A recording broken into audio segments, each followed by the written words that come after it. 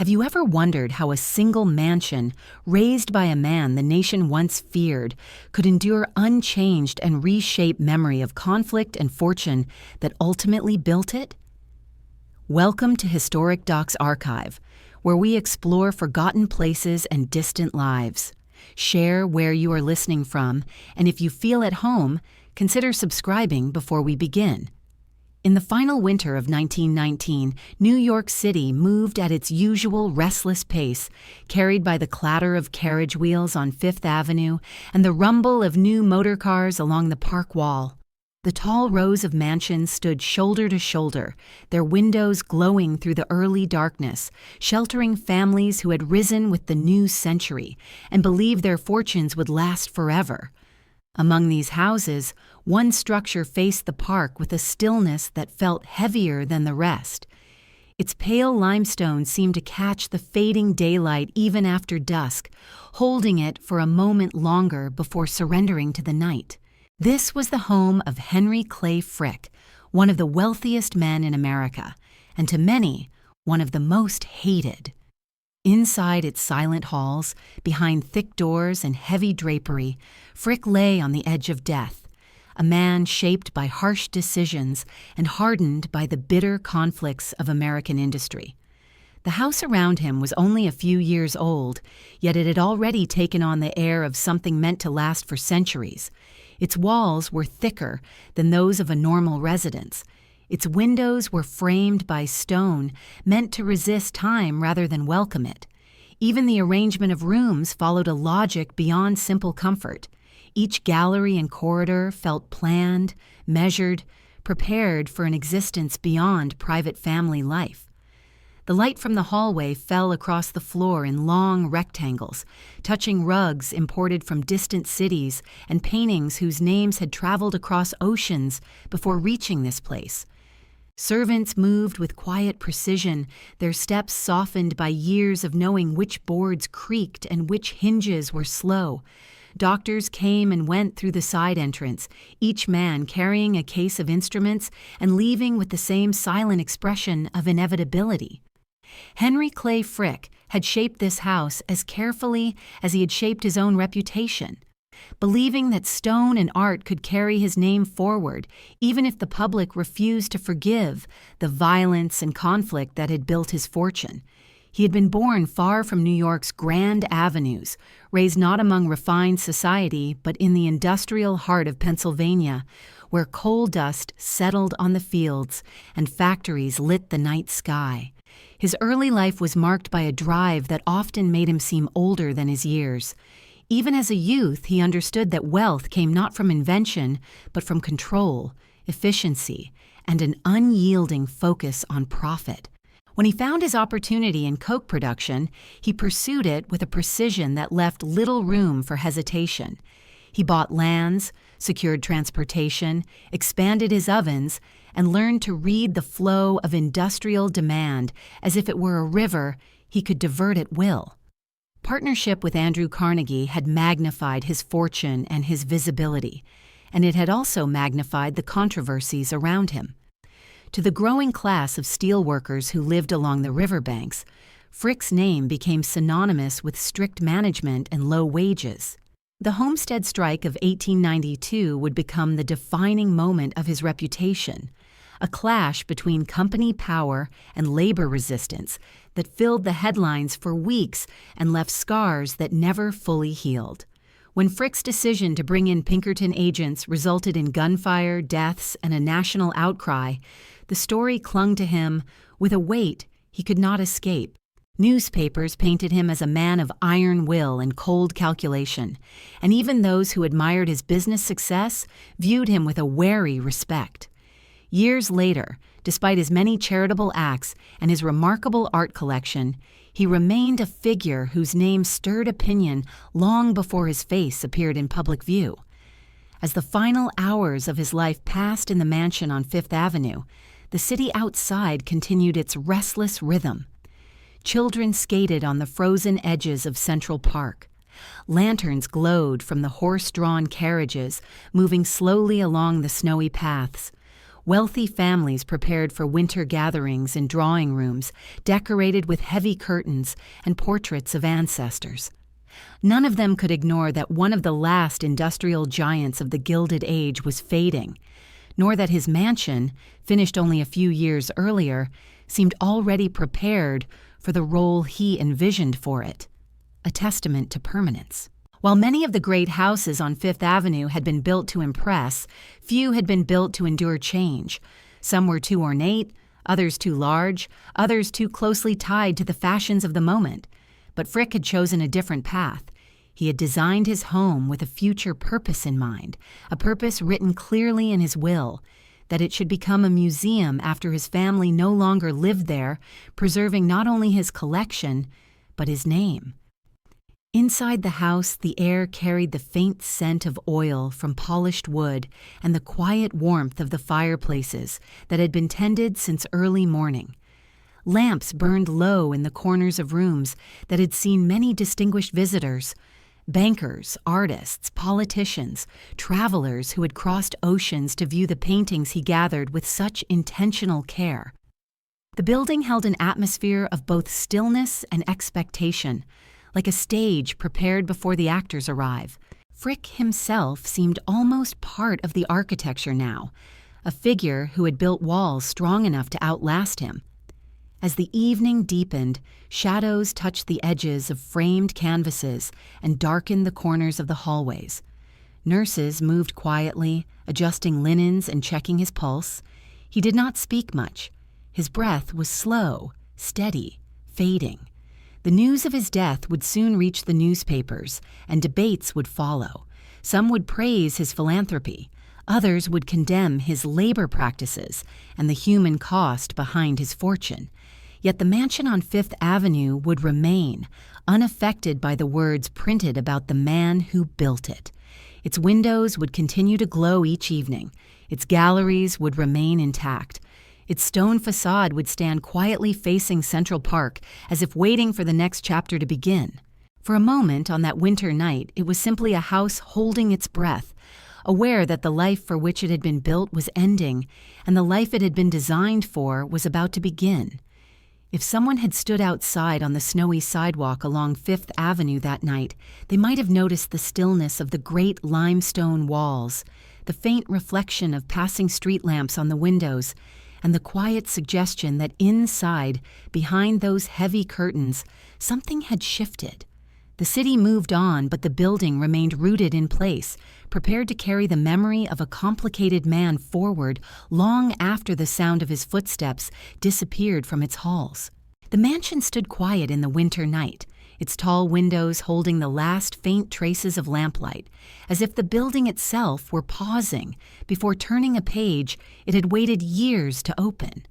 Outside, the snow along Fifth Avenue softened the sounds of passing carriages and early motor cars, while the trees of Central Park appeared as dark silhouettes against a pale sky. From the street, one might have sensed no more than a gentle stillness.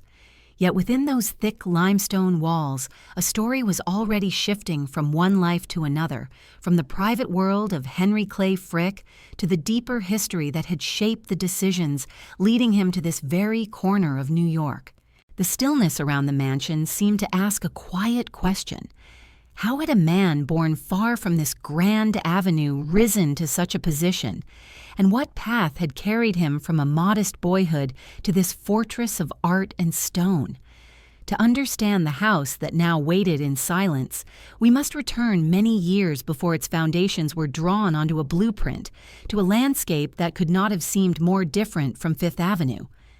In the mid-19th century, southwestern Pennsylvania was a region of rolling farmland cut by rivers and threaded with small towns that served the growing demands of coal mining and early industry. The Frick family lived near West Overton, a rural community where life was shaped by farming seasons, the rhythm of local mills, and the steady spread of industry that crept closer each year. Their household was modest but disciplined, with expectations of hard work and frugality. In this environment, Henry Clay Frick grew up as a quiet but observant child, someone who seemed to pay close attention to the movements of adults, to the habits of those who prospered and those who struggled. He did not have the polished education of the young men who later filled the parlors of Fifth Avenue, nor did he inherit a great fortune or long lineage. Instead, he absorbed lessons from the world around him, learning early that opportunity favored those who acted quickly and decisively. His schooling was limited, but he read widely when he could, gathering information that might prove useful. As a teenager, he worked briefly in a department store in Pittsburgh, an experience that taught him the difference between those who bought goods and those who controlled their supply. He paid attention to how merchants spoke, how they negotiated, and how they measured risk. This early exposure to commerce helped shape his growing sense that success depended not on chance, but on careful control of resources. In the years after the end of the Civil War, Pittsburgh was rapidly transforming from a river town into a center of American industry. Coal mines expanded, railroads grew, and factories rose along the riverbanks. Among the resources fueling this growth was coke, a purified form of coal essential for steel making. Coke ovens, great brick chambers that burned day and night, turned raw coal into a cleaner, hotter burning material needed for modern furnaces. To many, these ovens were simply a part of the smoky, grimy landscape. But to Frick, they represented a system waiting to be organized, improved, and expanded. He saw in them a way to build wealth not through invention, but through mastery of supply. With help from family connections and a sense of confidence unusual for someone so young, Frick gathered a small group of partners and secured financing to begin a coke operation of his own. He was only in his early 20s when he founded his first company. The region was uncertain. Mines opened and closed. Prices fluctuated. But Frick demonstrated an unusual ability to anticipate shifts in demand and to position his operations accordingly. He expanded oven capacity, purchased land near coal seams, and built relationships with the railroads that would carry his product to steel mills throughout the region. His methods were brisk and often severe. Frick believed in efficiency above comfort and in discipline above compromise. He offered no illusions about his business style, even to partners. By his early 30s, he had become one of the largest coke producers in the country. Where others saw challenges in maintaining large-scale operations, Frick saw only the need for closer management and more complete control. He developed a habit of reading market reports late into the night, not out of curiosity, but out of a relentless desire to stay ahead of competitors. He integrated his operations so thoroughly that rivals found few weaknesses to exploit. The ovens burned through the night, glowing like rows of red eyes along the hillsides of southwestern Pennsylvania. The image of those flames rising into the darkness would stay with him for the rest of his life. It was during this period of expansion that the name of Andrew Carnegie began to intersect with Frick's. Carnegie, ambitious and charismatic, was building a steel empire that required vast amounts of coke. Carnegie valued public goodwill and wrote widely about responsibility and philanthropy, believing that wealth should be used to improve society. Frick valued results, order, and efficiency. Their temperaments were different, but their enterprises were complementary. A partnership between them seemed both natural and inevitable. Carnegie needed a steady supply of coke, and Frick needed a secure market for his product. The alliance accelerated both men's fortunes, lifting them into the highest ranks of American industry. Yet the success that grew from this partnership brought with it a new and harsher public spotlight. As steel mills expanded and working conditions grew more difficult, labor tensions rose across the country. Newspapers began to question the growing gap between industrial wealth and workers' wages. Unions formed, demands increased.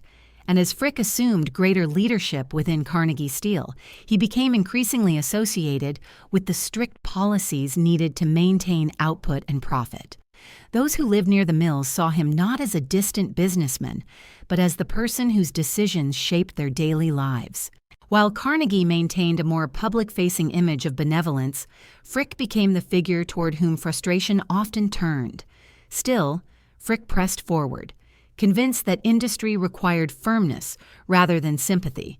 His own childhood had been shaped by discipline and practicality, and he carried those values into every aspect of his business life. He rarely doubted his decisions, believing that the long-term growth of the company justified the strictness of his approach, and so his fortune grew steadily.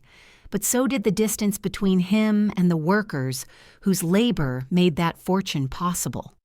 At night, the coke ovens continued to burn across the hills of Pennsylvania, their steady glow reflecting on the rivers below.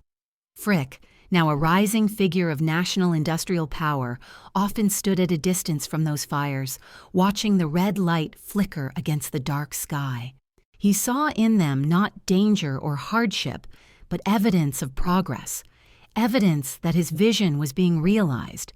The same flames that illuminated the landscape also lit the path that would eventually carry him far from these hills, toward the East Coast's centers of influence, and ultimately toward the limestone mansion that now waited silently on Fifth Avenue.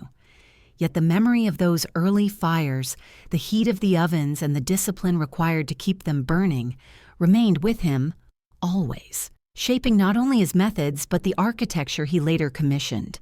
On that winter night in New York, as the mansion held its breath around him, those distant fires seemed almost present again, echoing softly through the quiet rooms. The boy who had once stood among the hills of Pennsylvania had come far, but the path ahead, the one leading to Homestead and the conflicts that would define him, had only just begun.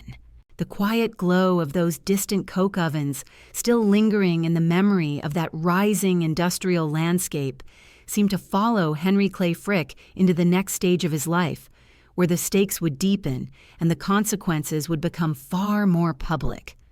The fires that once marked ambition and progress would soon be mirrored by another kind of heat, one born not from coal but from confrontation, resentment, and the pressures of a rapidly changing nation. As the light from those industrial furnaces faded into the background of his past, another kind of flame began to rise ahead of him, casting longer and more troubling shadows. It was toward those shadows that Frick now moved, step by step, unaware that the decisions he would make in this new era would shape not only his fortunes, but the very walls of the mansions he had yet to build. By the early 1890s, the steel industry had grown into one of the great engines of American power. Pittsburgh, once a modest river town, had transformed into a vast industrial hub. Mills lined the rivers, pouring smoke into the air, and the once quiet hillsides echoed with the constant thunder of machinery. Workers poured into the region from across the country and from abroad, seeking steady wages even as the hours lengthened and the dangers multiplied. The tension between management and labor rose steadily, carried along currents of exhaustion, fear, and the growing influence of organized unions. Within this landscape, the partnership between Carnegie and Frick became increasingly important and increasingly strained. Andrew Carnegie, who spent much of his time abroad, believed in presenting himself as a benevolent leader, someone who supported libraries and education, someone who spoke publicly of the obligations of wealth. But the actual administration of mills, wages, and labor conditions fell more and more upon Frick's shoulders.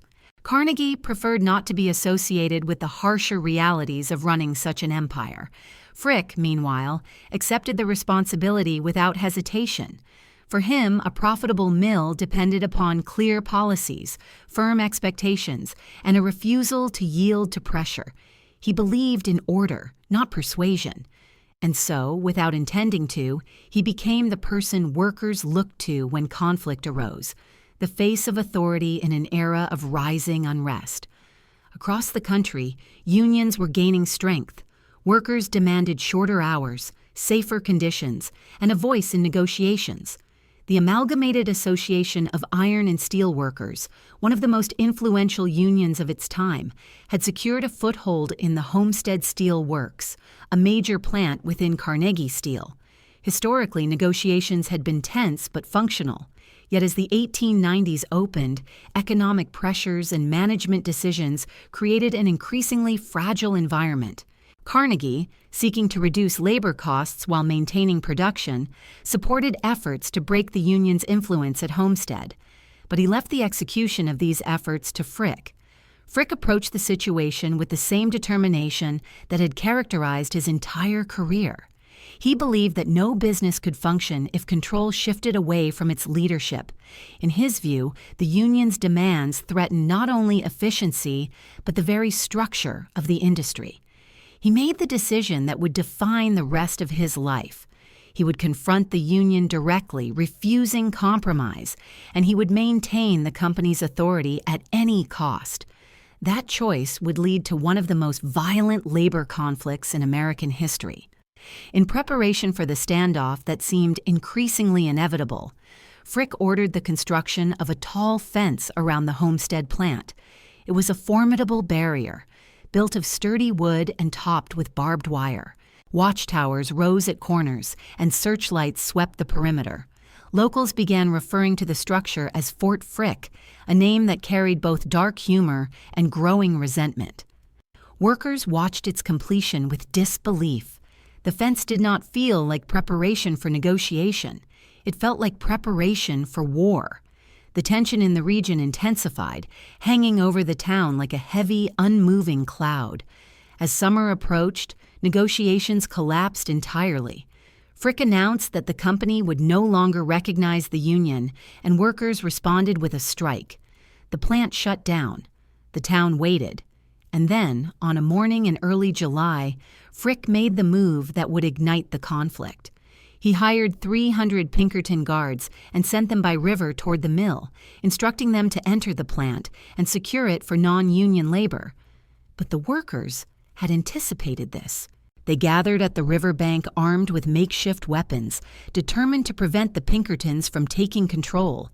The confrontation that followed lasted many hours and left a deep, lasting scar upon the nation. Shots were fired. Men on both sides fell into the river or onto the shore. By the time the Pinkertons surrendered, lives had been lost and the violence had spread through newspaper headlines across the country. In the days that followed, the Pennsylvania militia arrived to restore order. The strike was eventually crushed. The Union was defeated. And while Frick had succeeded in preserving the company's authority, he emerged from the conflict with a reputation that would haunt him for the rest of his life. The nation turned its anger toward him. Newspapers denounced him. Protesters carried his name on signs that called him a tyrant. His efficient, disciplined nature, once admired in business circles, was now portrayed as cold and unyielding. The public saw Carnegie as distant and philosophical, but Frick as responsible for the blood that had been shed. Few outside the industry understood the complex pressures that had shaped his decisions, and fewer still cared to listen. His name had become a symbol of industrial cruelty, and yet, even at the height of this condemnation, Frick did not bend. He remained convinced that his choices had been correct. The mills continued operating, production resumed, and the industry entered a new phase of growth. But his personal life changed in ways that could not be measured through ledgers or annual reports. He became more cautious, more guarded, more aware of the vulnerabilities that wealth and power created. His offices were strengthened, his movements were monitored, his presence in public spaces became more limited. Then, in the midst of this already turbulent period, a young anarchist entered Frick's Pittsburgh office with a revolver and a sharpened steel file. The attack was sudden and violent. Frick was shot twice and stabbed repeatedly before others in the office subdued the assailant. In remarkable defiance of pain, Frick insisted on completing his scheduled work before seeking medical attention. The next morning, heavily bandaged, he returned to his desk. To some, his actions demonstrated extraordinary resolve. To others, they only deepened the portrait of a man driven by something impenetrable. This attack carved another deep mark into Frick's view of the world. Security was no longer an abstract precaution, but an essential part of daily life. And that sense of vulnerability, combined with the memory of Homestead's violence, began to shape not only his habits, but the architecture he would later commission. Homes, he realized, could no longer be merely symbols of success. They needed to protect. They needed to endure. They needed to quiet the outside world, if only for a moment. On Fifth Avenue, years later, the winter night continued to settle around the mansion, and behind its strong limestone walls, that memory of conflict remained like a faint echo, reminding us that the buildings Frick would eventually create were shaped not only by ambition and wealth, but by fear, determination, and the hard lessons of a nation divided by labor and capital. The question that lingered in the air was a simple one. How would a man so defined by conflict build a home meant to stand in peace? The question of how a man shaped so profoundly by conflict could ever construct a peaceful home lingered like a soft pulse beneath the stone facade of his future mansions. It drifted forward through the years, settling at the threshold of the life Henry Clay Frick tried to build in the quiet aftermath of violence. That unspoken question followed him back to Pittsburgh, back to the corridors of his business offices, and back to the decisions he made when he finally turned his attention from the clang of steel to the quieter ambitions of domestic architecture. The memory of homestead and the near brush with death had not weakened him, but they had altered him. And it was from this altered place, shaped by both triumph and fear, that he began planning his first true residence of stature, the home that would become known as Clayton. In the early 1890s, Pittsburgh stood on the edge of two worlds. It was a city of accomplishment, marked by steel bridges, soot-blackened factory walls, and rivers that carried coal and ore toward the heart of industrial America. But it was also a city eager to prove it had cultural depth. Wealthy families built homes in the East End, far from the noise and smoke of the mills, and their manicured lawns and wide avenues offered a glimpse of a different kind of life. This was the landscape Frick surveyed when he decided that he, too, needed a residence that spoke to his rising stature, a house that would declare not merely financial success, but permanence. It was not enough, in that era, to earn a fortune. One had to show it in stone. The land he chose sat along Penn Avenue, a broad and dignified stretch situated among the city's established families. Clayton, as he would name it, was intended to be more than a place to sleep. It was to be a symbol, an address that placed the Fricks among Pittsburgh's most respected households. But behind its symbolic purpose lay deeper motives, shaped by recent events. Frick understood vulnerability now. He understood what it meant to be a target, and so the house he planned would not be fragile wood or delicate ornamentation. It would be solid, structured, able to withstand not only the passage of time, but the unseen threats that wealth often attracted. For the design, he selected Frederick John Osterling, a local architect whose style fit the image Frick wanted to project. Osterling was known for his mastery of the Richardsonian Romanesque style, a form rooted in weight, depth, and stone. Heavy arches, broad facades, and deeply set windows were its hallmarks. It was not a style of frivolity. It was a style that spoke of endurance, and endurance was precisely what Frick needed his home to convey. As the plans took shape, it became clear that Clayton would be a departure from the airy mansions of coastal elites. It would be closer in spirit to a fortress, though softened just enough by domestic spaces to function as a family home. Construction progressed steadily, and the house began to rise with a quiet sense of determinism. Indiana limestone and brick formed its core, a combination that resisted weather, fire, and time. The windows on the lower floor were placed slightly higher than traditional designs, a subtle but deliberate choice that made entry by force more difficult. The walls were thick, far thicker than most residential structures required. Doors could be secured quickly. Internal paths between rooms minimized exposure. These choices blended almost invisibly into the visual harmony of the architecture, yet their purpose remained unmistakable to those who understood what Frick had recently endured. While Henry oversaw the structural aspects, his wife Adelaide guided the interior vision. She had better instincts for comfort and social presentation, and her influence softened the heavier architectural lines. Adelaide selected furnishings that balanced formality with domestic warmth. She designed rooms with gatherings in mind, ensuring that Clayton would not feel like a citadel but a functioning home. In the greenhouse she created, she cultivated flowers for the house year-round, adding touches of color and fragrance to hallways that might otherwise have felt too severe. That greenhouse became one of her sanctuaries, a place where she could exert complete control and find quiet amid the complexities of public life. The house developed a rhythm as the family settled into it. The first floor, with its wide hall, library, and dining room, served as the stage for receiving guests, business partners, and members of Pittsburgh's social circle. The second floor was devoted to the family, filled with the rooms of Henry and Adelaide's children. In these spaces, laughter echoed, small footsteps pattered, and the tensions of the outside world momentarily lifted. The third floor housed servants, who kept the household running smoothly, and the fourth floor, tucked beneath a tower, provided Henry with a private refuge. It was there that he sometimes withdrew from both family and staff, working quietly or reflecting on matters he preferred to keep separate. Yet even as Clayton began to feel like a home, sorrow found its way inside.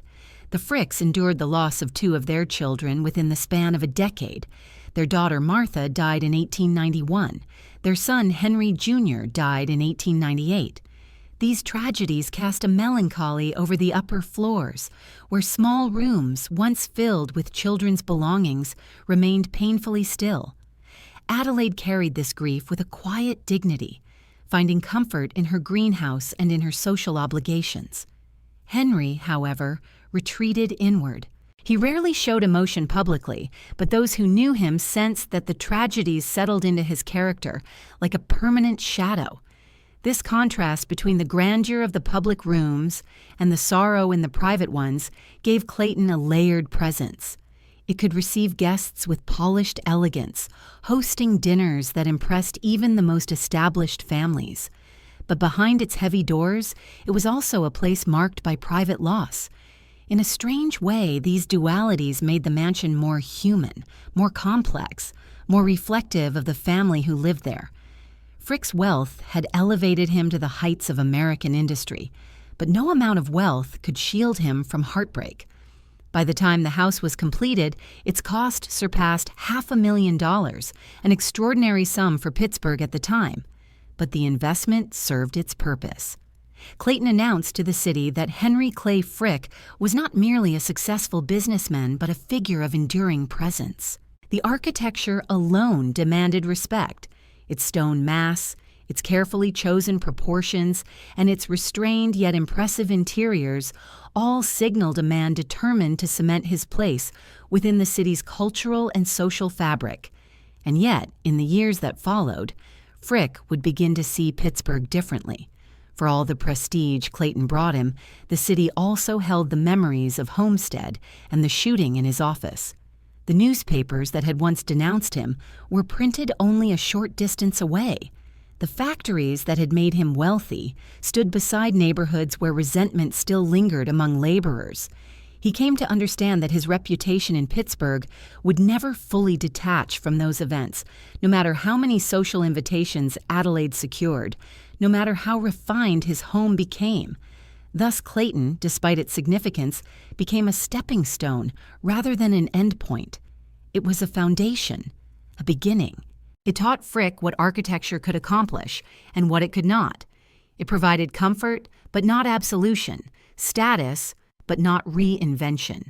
That reinvention, Frick realized, would require distance. And so, as the last stones settled into place on Clayton and the Frick family settled into their new rhythm of life, another thought began forming quietly at the edges of Henry's mind. If Pittsburgh could not give him the clean slate he desired, perhaps another place could. The question he carried, unspoken yet persistent, was simple. Where could a man rebuild not just a home, but a reputation?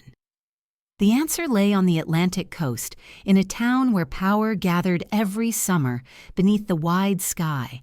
The thought of the Atlantic coast, rising quietly in Frick's mind as he walked the halls of Clayton, soon began to take a firmer shape. It drifted into his daily routines, into conversations with Adelaide, into the calculations he made as he considered what the next chapter of his life might require.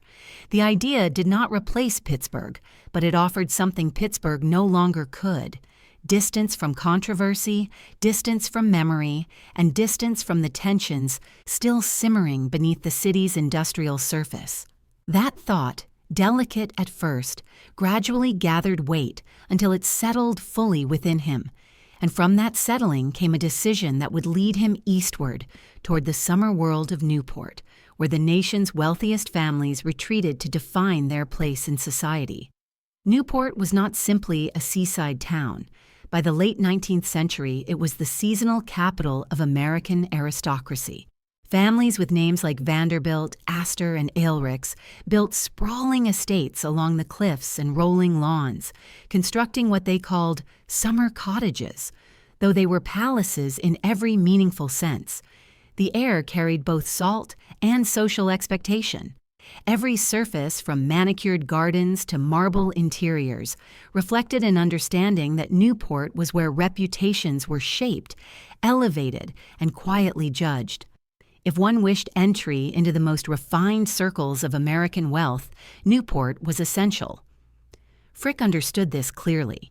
He knew that he had risen through industry rather than inheritance, that his fortune came from furnaces rather than stock exchanges, and that his path had been marked by conflict as much as accomplishment. Gaining acceptance in Newport would require far more than attending dinners or making donations. It would require establishing a physical presence that could stand beside the estates of families whose wealth stretched back decades or even generations. Frick would need a home there, not borrowed rooms and hotel suites, if he hoped to reshape how society perceived him. And so, as the 19th century neared its close, he began quietly surveying properties around Newport, searching not for proximity to neighbors, but for an overlooked kind of luxury: privacy. He found what he was looking for in an area outside the dense cluster of Bellevue Avenue mansions. The land sat on higher ground and offered views of the ocean filtered through windswept trees. It was distant enough to create calm, but close enough to provide access to the seasonal rituals of Newport society. In 1899, he purchased the property for $295,000 and named it Eagle Rock. The name suggested both elevation and solitude, a place from which one could observe without being observed too closely. It was a name that suited Frick's temperament. To design the house, Frick chose Peabody and Stearns, a respected Boston firm known for its work in Newport. Their mastery of the shingle style balanced comfort with grandeur, allowing large homes to appear relaxed rather than ostentatious. This distinction mattered, for Newport had categories within categories. While European-inspired palaces like Marble House and the Breakers dominated social talk, many influential families preferred homes that appeared more understated. These houses displayed refinement without mimicry of European courts, and Frick, aware of his reputation, favored this quieter approach. The house that emerged from the collaboration stood with a presence that was confident but not imposing. Wide porches wrapped around its exterior. Gentle roof lines created a sense of ease rather than dominance. Windows opened to carefully framed views of lawns, gardens, and ocean beyond. The interior contained more than 30 rooms, though the exact number varied depending on how temporary partitions were counted. The first floor held the spaces where summer life unfolded: a large hall for receiving visitors, a dining room suited for formal gatherings, sitting rooms for reading and conversation, and verandas where guests could watch the shifting patterns of sunlight across the water. One of the most significant differences between Eagle Rock and Clayton lay in how the home functioned socially. In Pittsburgh, Frick had built a residence that asserted his arrival in the city's upper ranks. In Newport, however, the purpose was more strategic. Here, Adelaide's role became central. She understood the complicated rituals that defined Newport's summer season: the balls, the garden parties, the charity events. the afternoons spent receiving visitors, the evenings reserved for hosting those whose approval carried unspoken power. Adelaide managed these responsibilities with care, ensuring that Eagle Rock supported the family's position without drawing the wrong kind of attention. The house also gave their surviving children, Helen and Childs, a place shaped not by Pittsburgh's industrial world, but by ocean light, open fields, and fresh air. Summers at Eagle Rock offered a rhythm very different from their winters, and both children formed strong attachments to the property. Helen, in particular, carried memories of the estate into adulthood, holding on to them long after her father's death. The grounds surrounding the house expanded the sense of retreat. 10 acres of land were shaped into gardens, walking paths, and broad lawns that softened the transition between house and sea. Landscape architects arrange flower beds with restraint, choosing natural colors and gentle textures rather than flashy displays. It was a landscape designed for quiet observations, early morning walks, and late afternoon contemplation. The separation from neighboring estates reinforced the sense that Eagle Rock was more sanctuary than stage. Even so, Newport society observed. It noticed how often the Fricks attended gatherings, who they invited, who they omitted, and how they positioned themselves within the complex hierarchy that defined each summer season. Frick gained a measure of acceptance, but only to a point. Old money families maintained boundaries that wealth alone could not dissolve. Frick was respected for his fortune and his art collecting, but his role in Homestead lingered in silent memory. The barriers around his reputation could be softened, but not erased entirely, and Eagle Rock provided insight into this dynamic. While Frick enjoyed the estate, he did not lose sight of its purpose. Eagle Rock expanded his social reach, gave his family a retreat, and allowed him to observe the patterns of elite society from a comfortable position. But he also recognized something essential. Newport was seasonal, temporary, a place of display rather than permanence. It was ideal for networking, but not for legacy. The mansion he would eventually build to define his name would need to stand in a city where wealth and influence held power year-round. That city was New York. As summers passed, Frick found himself spending more time away from Eagle Rock, traveling increasingly to Manhattan to attend to business, art acquisitions, and plans that had begun crystallizing quietly in his mind. The Newport estate had accomplished what he intended. It had prepared him for the social landscape he would soon enter more fully. It had shown him which architectural choices mattered, which ones endured, and which ones were merely seasonal flourishes. Yet when Frick finally sold Eagle Rock in 1917, he did so without sadness. Newport had been useful, even pleasant, but it had never been central. What came next, however, would be. For across the waters of the Atlantic coast, in the growing heartbeat of New York City, land was waiting beneath winter light on Fifth Avenue, ready to hold the mansion that would become his most lasting creation. The waters off Newport, calm in summer and restless in winter, seemed to recede slowly from Frick's life as he turned his attention toward the city where he believed his true legacy would be written.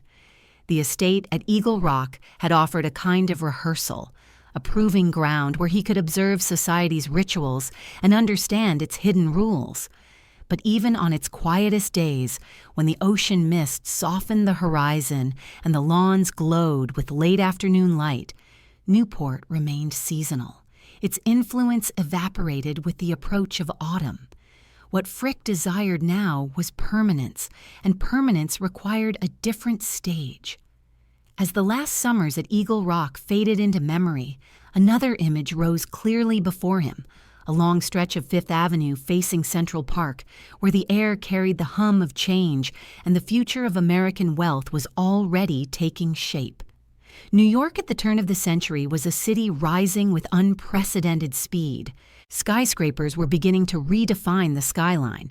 Banks, hotels, and department stores grew taller each year. The movement of money, goods, and ideas made the city feel alive in a way no other American place could match. For industrialists like Frick, New York offered not only opportunity but a stage where reputation could be rebuilt, refined, or even reinvented. The families who shaped the nation's social and financial future lived here, invested here, and defined their public lives here. If Frick wished to shift the story the country told about him, this was where he would need to do it. He did not begin immediately. For nearly a decade, Frick rented various mansions along Fifth Avenue, allowing himself time to understand the neighborhoods that mattered, the blocks that would remain stable, and the quiet trends that hinted at where the city might grow. Fifth Avenue was already a corridor of monumental homes, each built to display wealth and cement status. But the southern portion of the avenue was changing. Commercial buildings crept northward each year, swallowing former mansions and replacing them with retail establishments and offices. Families who once lived near 34th Street had already moved. Those near 50th Street were beginning to leave. To invest in a mansion here meant wagering against a tide no fortune could stop. Frick observed all of this without haste. He noted the Vanderbilts' decisions, the Astors' relocations, and the quiet retreats of families who could no longer ignore the shift in the commercial landscape. He watched the choices of architectural firms, the debates over style, and the failures of buildings that had succumbed to fashion rather than principle. He understood that a Fifth Avenue mansion had to be both bold and resistant to change, capable of maintaining relevance even if the world outside its walls transformed. In 1913, after years of careful reflection, Frick made his decisive move. He purchased the entire block front between 71st and 72nd Streets on Fifth Avenue. The lot stretched 150 feet along the avenue and extended 200 feet deep. It faced the park directly, a feature that guaranteed one of the few stable views in a city that rebuilt itself constantly. Central Park, protected by law, could never be developed. This meant that no building would rise to block sunlight, and no tower would stand between the mansion and the long expanse of trees. It was, by every measure, the ideal location. The purchase was staggering for the time. At $2,450,000, it was one of the most expensive residential land acquisitions in Manhattan's history. But for Frick, it represented not extravagance, but investment. This ground, he believed, would hold a structure intended to endure centuries. It would be a house, but also a future institution, a private home for the remainder of his life, and a public museum after his death, a place where beauty rather than conflict could define how posterity remembered him. This dual purpose guided every decision he made. He did not want a copy of the Vanderbilt chateaus, which had already begun to appear outdated. He did not want something overly decorative or burdened with architectural flourishes that time might reject. He wanted a building rooted in classical proportion, a style proven across centuries, capable of aging with dignity rather than decay. And he needed architects who understood this. He selected the firm of Carrere and Hastings, whose work on the New York Public Library had already earned national acclaim. Their approach balanced grandeur with restraint, ornament with discipline, and beauty with longevity. Thomas Hastings, who took the lead on the project, understood immediately that this would not be an ordinary commission. The house would require the craftsmanship of a palace, the internal structure of a museum, and the privacy of a residence. It would need to welcome the public one day while shielding the family during Frick's lifetime. Few architectural challenges demanded such subtlety. Hastings walked the lot repeatedly, studying the movement of sunlight, the views from each potential room, and the relationship between the house and the surrounding streets. The challenge was to create a structure that commanded Fifth Avenue without overwhelming it. It needed weight, but not heaviness, elegance, but not fragility. The solution emerged through a series of designs inspired by French neoclassical architecture, adjusted carefully for the scale and rhythm of Manhattan. As the plans developed through 1913 and 1914, Frick reviewed each detail meticulously. There would be a long gallery for displaying paintings, a library intended as both a private retreat and a future public reading room, a garden court to bring natural light into the center of the building, rooms arranged not only for comfort, but for the eventual flow of visitors who would one day walk through them.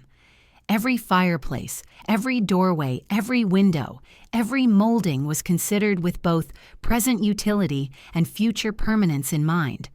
Adelaide, though less involved than in the planning of Clayton or Eagle Rock, still shaped the spaces meant for daily living. She ensured that private rooms retained warmth and comfort, that the mansion did not become a cold monument to ambition, but remained a home. She focused on the bedrooms, the sitting rooms, and the quieter chambers where family life would continue, even amid the building's grandeur. With plans finalized, construction began in April 1914. The city hummed with energy that spring. Carriages and motor cars traveled up and down Fifth Avenue. Workers laid rails, repaired streets, and raised buildings. And on this newly purchased block, the foundations of Frick's ultimate creation took shape. The limestone, the steel frame, the tall windows, and the measured proportions all slowly emerged from sketches into stone. As each piece rose, it carried forward the intention that had driven the entire project, to build a structure that would outlast the mansions of the Gilded Age, outlast the changing city, and perhaps even outlast memory itself. From Newport's soft ocean air to Manhattan's winter winds sweeping across Central Park, Frick had crossed into the final, most defining phase of his architectural story. And as the first stones settled into place on East 70th Street, a quiet question followed them. Could a building truly reshape a legacy? The question of whether a building could reshape a legacy settled softly over the rising limestone walls on Fifth Avenue, almost as if it were absorbed into the stone itself. Day by day, as the mansion took form, that question lingered in the cold air drifting from Central Park, shaping the pace of construction and the choices made within the growing shell of the house. Workers arrived each morning carrying chisels, timber, and steel. Architects inspected progress with measured steps, and foremen marked out lines that would soon become corridors, galleries, and chambers. Beneath all of this movement lay the quiet awareness that this house was unlike any other rising in New York at the time. It was not built for a season, nor even for a generation. It was built with the solemn intention of permanence. As the exterior walls rose, the house began to reveal its character. Unlike many mansions of the Gilded Age with steep roofs, complex ornamentation, or turrets meant to impress, the Frick mansion presented a facade of calm and order. Its long, nearly horizontal roofline suggested stability. Large, evenly spaced windows drew the eye along lines of symmetry. The limestone surface held a muted warmth when touched by midday light, and at dusk the stone took on a faint silvery glow. There was nothing hurried or overly ornate here. Thomas Hastings had succeeded in creating a structure that appeared both dignified and still, almost like an institution quietly waiting for its future role. Inside, however, the work was even more transformative. Frick knew that if his mansion was to serve one day as a museum, the interior needed to balance two identities at once. It had to be a home where he and his family could live comfortably, and also a space designed for the careful presentation of art. This dual purpose shaped the proportions of nearly every room. The ceilings were high, not to overwhelm, but to allow paintings to breathe. Doors were wide, not merely for elegance, but to accommodate future visitors and to permit the movement of large canvases or sculptures. Light was considered not only for domestic pleasure, but for the preservation of artworks that required stable illumination. One of the earliest completed sections was the long gallery. Stretching along the east side of the house, parallel to the park, it was designed with the quiet reverence of a European museum. Soft, natural light filtered through windows screened by climbing ivy, creating a gentle atmosphere ideal for paintings. The walls were paneled in warm, muted tones that allowed color and shadow to settle evenly. When Frick walked through the unfinished gallery for the first time, he could already imagine the canvases he would place there. Portraits, landscapes, and the works of European masters he had spent years collecting. He had no desire to overwhelm visitors with excessive ornamentation. The room itself was the frame. The paintings would be the true focus. Elsewhere in the mansion, the library began to take shape. It was an intimate room with deep wood paneling, a marble fireplace, and shelves crafted to hold thousands of volumes. For Frick, the library was a place of solitude, a refuge where he could withdraw from the demands of business and the noise of the city. For the public, one day, it would become a place of quiet study. The duality of purpose shaped not just the design, but the very mood of the room. Even in its earliest stages, it felt like a chamber where silence could rest comfortably. The garden court, another essential feature, was envisioned as the heart of the house. Designed to bring light into the central portion of the mansion, it was enclosed beneath a high glass roof and surrounded by arched openings. This indoor courtyard softened the transition between the formal rooms and the private ones, offering sunlight, fresh air, and a gentle break in the architectural rhythm. When the building later opened as a museum, the garden court would become one of its most recognizable spaces, but even during construction, the idea of a sheltered garden within the home carried symbolic weight. It represented balance, a meeting point between the structural and the organic, between the public function Frick envisioned and the private retreat he still required. Though construction continued steadily, the world outside the mansion was shifting. War erupted in Europe in 1914, just months after the first stones were laid. Frick watched the reports with concern, noting how the conflict influenced business, travel, and the availability of materials. He also followed the growing changes on Fifth Avenue. One by one, the great mansions built only 20 years earlier began to fall to commercial development, proving his caution correct. As the blocks to the south transformed, he grew more certain that his decision to anchor the mansion on 71st Street had been wise. That location, facing the green expanse of Central Park, offered a sense of space and timelessness no other site could match. The mansion's ironwork, crafted with careful artistry, began arriving by rail. Carved panels and intricate balustrades were installed along staircases and balconies. These elements, though refined, were never excessive.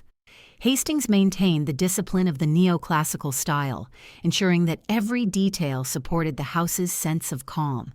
In the great hall, marble floors were laid in large, dignified slabs that reflected the evening light. Each surface, each molding, and each proportioned panel contributed to a unified vision, a home built not to proclaim wealth, but to reveal refinement through restraint. Visitors who toured the unfinished rooms during construction remarked upon the quietness of the mansion. Despite its scale, cavernous spaces, and work in progress, there was an unusual stillness in the air. It was not austere, nor was it cold. It was the stillness of deliberation, of a building shaped by intention rather than impulse. Frick supervised many aspects personally, walking the halls with slow, measured steps, pausing to consider doorways, lighting angles, and the feel of a room as one moved through it. He was refining not only architecture but the future experience of those who would one day enter. As the house neared completion in 1915, Frick began planning the placement of his growing art collection. Paintings by Rembrandt, Vermeer, Fragonard, and Gainsborough were carefully transported into the mansion. Sculptures arrived in crates, padded with sawdust and straw. Each piece found a home in a room chosen specifically for its scale, color, and light. The mansion gradually filled with the quiet presence of European art, transforming the interior into something far more profound than a private residence. It was becoming a living collection, one that existed within its architectural frame as naturally as books in a library. By the time the family moved in, the mansion had achieved a rare completeness. It stood as a physical expression of Frick's aspirations, both public and private. It provided the security he once lacked, the social standing he sought, and the permanence he desired for his legacy. Yet the house was not the end of his story. It was the beginning of what he hoped would endure long after his death. For now, though, the new mansion held a simple, quiet question at its center, a question that seemed etched into the marble floors and echoed in the high corridors. Once a home is built to outlast its owner, how does that owner prepare for the life that continues inside it? The question of how a man prepares to live inside a house built to outlast him lingered quietly beneath the high ceilings of the Frick mansion. It settled in the silence of the long gallery at dusk, when light from Central Park softened across the stone.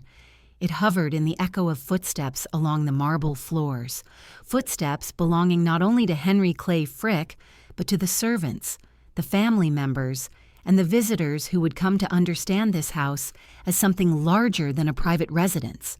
Now that the mansion was complete, Frick entered a new chapter of his life, one defined less by construction and ambition, and more by refinement, reflection, and the arrangement of a world he hoped posterity would one day cherish. After moving in, the Frick family adjusted slowly to the scale of their new surroundings. The house, though designed with domesticity in mind, was far larger and more formal than Clayton or Eagle Rock. Adelaide found herself balancing social obligations with efforts to maintain a sense of warmth inside the expansive rooms. Her taste guided the arrangement of family quarters, helping to offset the austerity of the classical architecture. While the formal rooms conveyed grandeur, the private areas on the upper floors had softer furnishings, quieter colors, and a gentler rhythm. It was here, away from the marble halls and the gallery walls, that the Fricks found the routines of everyday life. For Henry, however, the house became both a sanctuary and a stage. He spent long hours in the library, reading newspapers, reviewing financial reports, and studying auction catalogs. His appreciation for art, long established, deepened during these years. He began acquiring new pieces at a steady pace, guided by a sense that the mansion's walls would one day carry the weight of his legacy. He favored European masters, portraits with calm expressions, landscapes with balanced compositions, and works that conveyed stability and refinement. Each purchase was made with intention. He did not buy impulsively, nor did he collect simply to impress. He chose works that reflected the atmosphere he wished the house to convey: serenity, confidence, and quiet dignity. Adelaide supported these choices, though she sometimes felt the gallery's formality contrasted with her own preference for more intimate spaces. She tended to the details of the household staff, ensuring that the transitions from room to room felt fluid and that the home remained well run despite its size. The mansion required a disciplined staff to function smoothly. Maids, footmen, cooks, valets, and gardeners each had defined roles. Their days were guided by strict schedules, and though the mansion provided comfort for them as well, the expectations were high. Yet many of the staff remained for years, even decades, drawn by the stability the household provided. Meanwhile, the city outside the mansion continued its rapid transformation. New York was becoming a center of finance, culture, and international influence. Central Park saw increasing foot traffic. Motor cars replaced carriages along Fifth Avenue. Stores and apartment houses crept northward each year. Yet on the block between 71st and 72nd Streets, the Frick mansion maintained a sense of stillness, protected by its deep lawns and the careful distance it held from the avenue. It became, in its own way, a counterpoint to the city's restless growth. Within these evolving surroundings, the Fricks entertained guests with quiet elegance. Their dinners, though not as elaborate as those in some Gilded Age households, were attended by notable figures in business, art, and international politics. Frick was not a flamboyant host, but he understood the social power of hospitality. He chose his invitations with care, preferring conversations that dealt with ideas, culture, and the world beyond the city. Adelaide, with her steady presence, balanced the tone of these gatherings, ensuring that guests felt welcomed rather than intimidated by the mansion's grandeur. Despite these moments of social activity, a deeper undercurrent shaped Frick's life inside the house. His health, never fully recovered after the assassination attempt years earlier, began to decline. He experienced long periods of fatigue, and although he maintained his daily routines, he did so with increasing difficulty. It was during this period that he began discussing the long-term future of the mansion with his attorneys and advisors. He had always intended for the house to become a museum, but now the specifics required careful organization. Frick did not want the museum to feel like a public institution in the traditional sense. He wanted it to retain the atmosphere of a home. He wanted visitors to experience the paintings in the same manner he had, surrounded by the quiet dignity of domestic architecture. He believed that art should not be confined to bare galleries or stark white walls. It should live within rooms, supported by furniture, light, and the proportions of a thoughtfully designed space. And so he drafted his will with precise instructions. The house was to remain intact as much as possible. The art was to remain exactly where it hung. The mansion's essence was to survive unchanged. During these years, Helen and Childs, now adults, visited often but lived increasingly independent lives. Helen, graceful and reflective, had inherited much of her mother's sense of gentleness. Childs, more outgoing, gravitated toward society but maintained a close relationship with his father. Both understood the importance of the mansion, though each saw it through a different lens. For Helen, it was a place of memory and comfort. For Childs, it was a symbol of his family's prominence. As time passed, the rhythms of the house grew quieter. Adelaide aged with quiet dignity, spending more time in her sitting rooms, overseeing correspondence, and enjoying the soft light of the afternoons. Henry moved through the mansion with slower steps, his once sharp posture softened by the weight of years. Yet when he entered the gallery, he seemed to regain a measure of strength. The paintings, arranged with precision, reflected the world he admired most: order, elegance, and the endurance of beauty. Eventually, his health declined further. Physicians visited regularly. Staff members spoke in hushed tones. The mansion, though still alive with daily activity, took on a more contemplative atmosphere. The question that had hovered over its construction, how does a man prepare to live inside a home built to outlast him, found its answer in these final years. Frick prepared not by retreating, but by ensuring the house would continue its purpose long after he was gone. When Henry Clay Frick died in 1919, the mansion fell into a profound silence. The art remained exactly where he had placed it, the rooms untouched, the galleries waiting. And in that stillness, a new question began to rise, gently yet unmistakably. How would the mansion transform from a private world into a public one without losing the quiet dignity that defined its soul? The question of how a private home could transform into a public world without losing its quiet dignity lingered in the stillness that settled over the mansion after Frick's death. It drifted through the long gallery where the late afternoon light continued falling exactly as it had when he last walked its length. It settled into the soft shadows of the library, a room that had held his deepest reflections, and it rested in the garden court, where the filtered light above seemed to echo the house's own breath.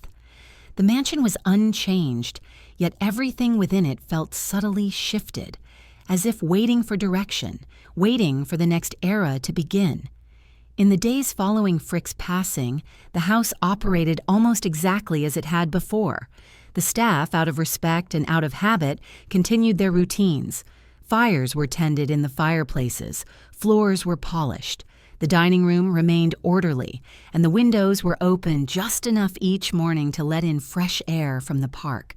The quiet discipline of the household gave the impression that Frick might step back into the rooms at any moment, but the sound of his deliberate footsteps no longer echoed across the marble. The familiar figure who had shaped every detail of the mansion's creation had gone, leaving behind a structure so carefully designed that it now felt suspended between two states of being.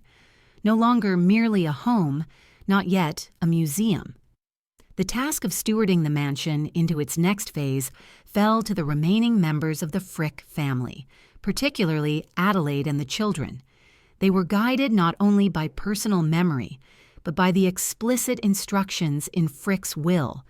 He had been exceptionally clear. The house was to remain intact.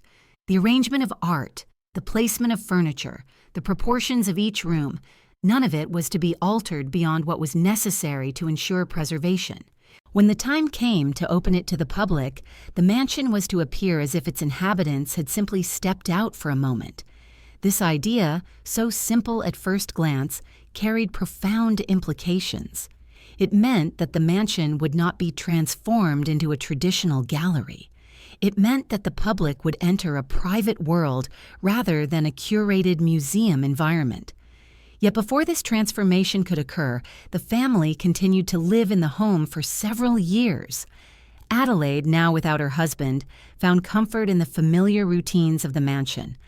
The quiet halls, once shaped by Henry's determined presence, became places of reflection for her. She spent long hours near the windows overlooking the park, watching the changing seasons, finding solace in the steady rhythm of nature. She made few changes to the house, preferring to preserve the atmosphere that had defined their life together. Even in grief, she honored her husband's vision through restraint. Helen, with her gentle temperament, continued visiting frequently. She inherited her father's appreciation for the arts, though with a quieter sensibility. When she walked through the galleries, she did so with a sense of reverence, understanding that she was moving through her father's legacy as much as her own family history. The paintings that lined the walls were familiar to her. Portraits she had seen since childhood, landscapes she had grown up beneath. Each piece held a story. Each room held a memory. And Helen, more than anyone, felt the weight of preserving those memories as the mansion approached its new purpose. Childs, meanwhile, faced a different challenge. He was his father's son in many ways, yet he lacked Henry's unyielding power of direction. Childs moved through the New York social world with ease, but the responsibility of overseeing a future museum required a kind of steadiness that did not always come naturally to him. Still, he understood the importance of the house, and he respected the details of the will. He worked closely with attorneys and trustees, ensuring that financial resources were in place to maintain the mansion for decades to come. As the family adjusted to life without Henry, changes began quietly occurring around them. The city outside continued to evolve. Fifth Avenue grew busier each year. Apartments rose to the north and south, traffic along the park increased, and yet the mansion, protected by its deep lawn and the distance between its entrance and the avenue, retained its calm presence. It remained a pocket of quiet refinement amid the restless energy of Manhattan. The trustees overseeing the future museum began studying the house with great care. They considered the movement of visitors, the impact of humidity on the paintings, the need for discreet security, and the importance of lighting. They brought in experts to evaluate the structural integrity of the building, the condition of the roof, and the long-term durability of the stone. Minor adjustments were made, never enough to disturb the character of the rooms, but enough to ensure that the house could sustain the steady flow of guests it would one day receive. One of the most delicate tasks involved adapting the mansion for public access without altering the domestic atmosphere. The entrance would need to accommodate crowds. The hallways needed reinforcement to handle increased foot traffic, yet every decision required restraint. The goal was not transformation, but preservation. Every brass fixture, every piece of molding, every floorboard had to remain as Frick intended. During this period, Adelaide's health began to decline. She spent increasing time in her private rooms, attended by longtime staff members who had served the family for decades. Her presence remained gentle and steady, even as her energy faded. She lived long enough to see the basic preparations for the museum take shape, and she approved of the thoughtful manner in which the trustees carried out her husband's wishes. When she passed away in 1921, the house entered a new kind of stillness. With both parents gone, the mansion no longer held the rhythms of daily family life. It became a space fully suspended between its past and its future. After Adelaide's death, the process of converting the mansion into a museum accelerated. The trustees worked closely with architects, preservation specialists, and art historians to finalize the details. Nothing was rushed. The transformation needed to be seamless. The public, when admitted, should feel as though they had stepped into a world preserved in time. The furniture was polished, not replaced. The paintings remained in their designated positions. The carpets, curtains, and decorative objects were all maintained with meticulous care. By the mid-1920s, the preparations were nearly complete. Only one question remained. How would the public respond when the doors of this once private mansion opened for the first time? Would they understand the intention behind its design? Would they feel the quiet dignity that Frick had sought to preserve? Would they sense the history layered within its walls? The day of opening approached, and with it came the final moment of transition. The house, once filled with the movements of a family, once shaped by the private ambitions of a single man, was ready to step into its new life. The stillness that had settled after Frick's death shifted gently into anticipation, as if the very walls were preparing to welcome strangers who would one day become stewards of memory. And as the great doors prepared to open, a soft, unspoken question moved through the grand hall. When a home becomes a museum, does it lose or finally reveal its truest self? The question of whether a home loses or reveals its truest self when it becomes a museum lingered quietly in the air on the morning the Frick mansion prepared to open its doors to the public. It was as if the house itself inhaled before speaking, holding a breath that had waited years to be released. Outside, Fifth Avenue moved with its usual energy, carriages giving way to motor cars, pedestrians passing beneath the tall trees of Central Park.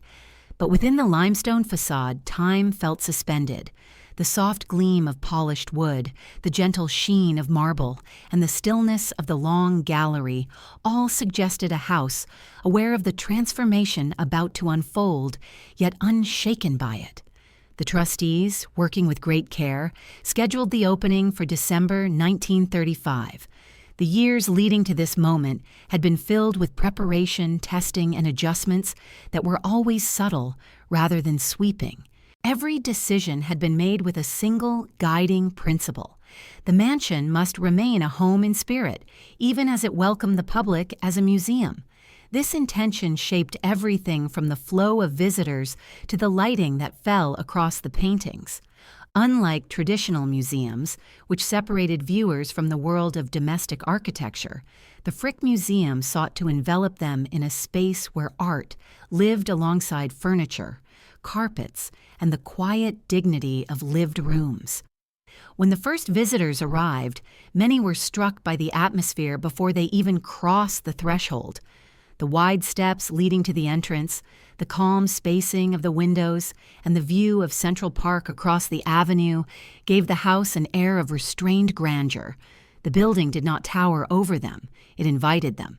Upon entering the great hall, visitors were greeted by expanses of marble and the muted shine of brass fixtures, all arranged exactly as they had been during the Frick family's residence. There were no ropes blocking furniture, no stark white labels interrupting the harmony of the rooms.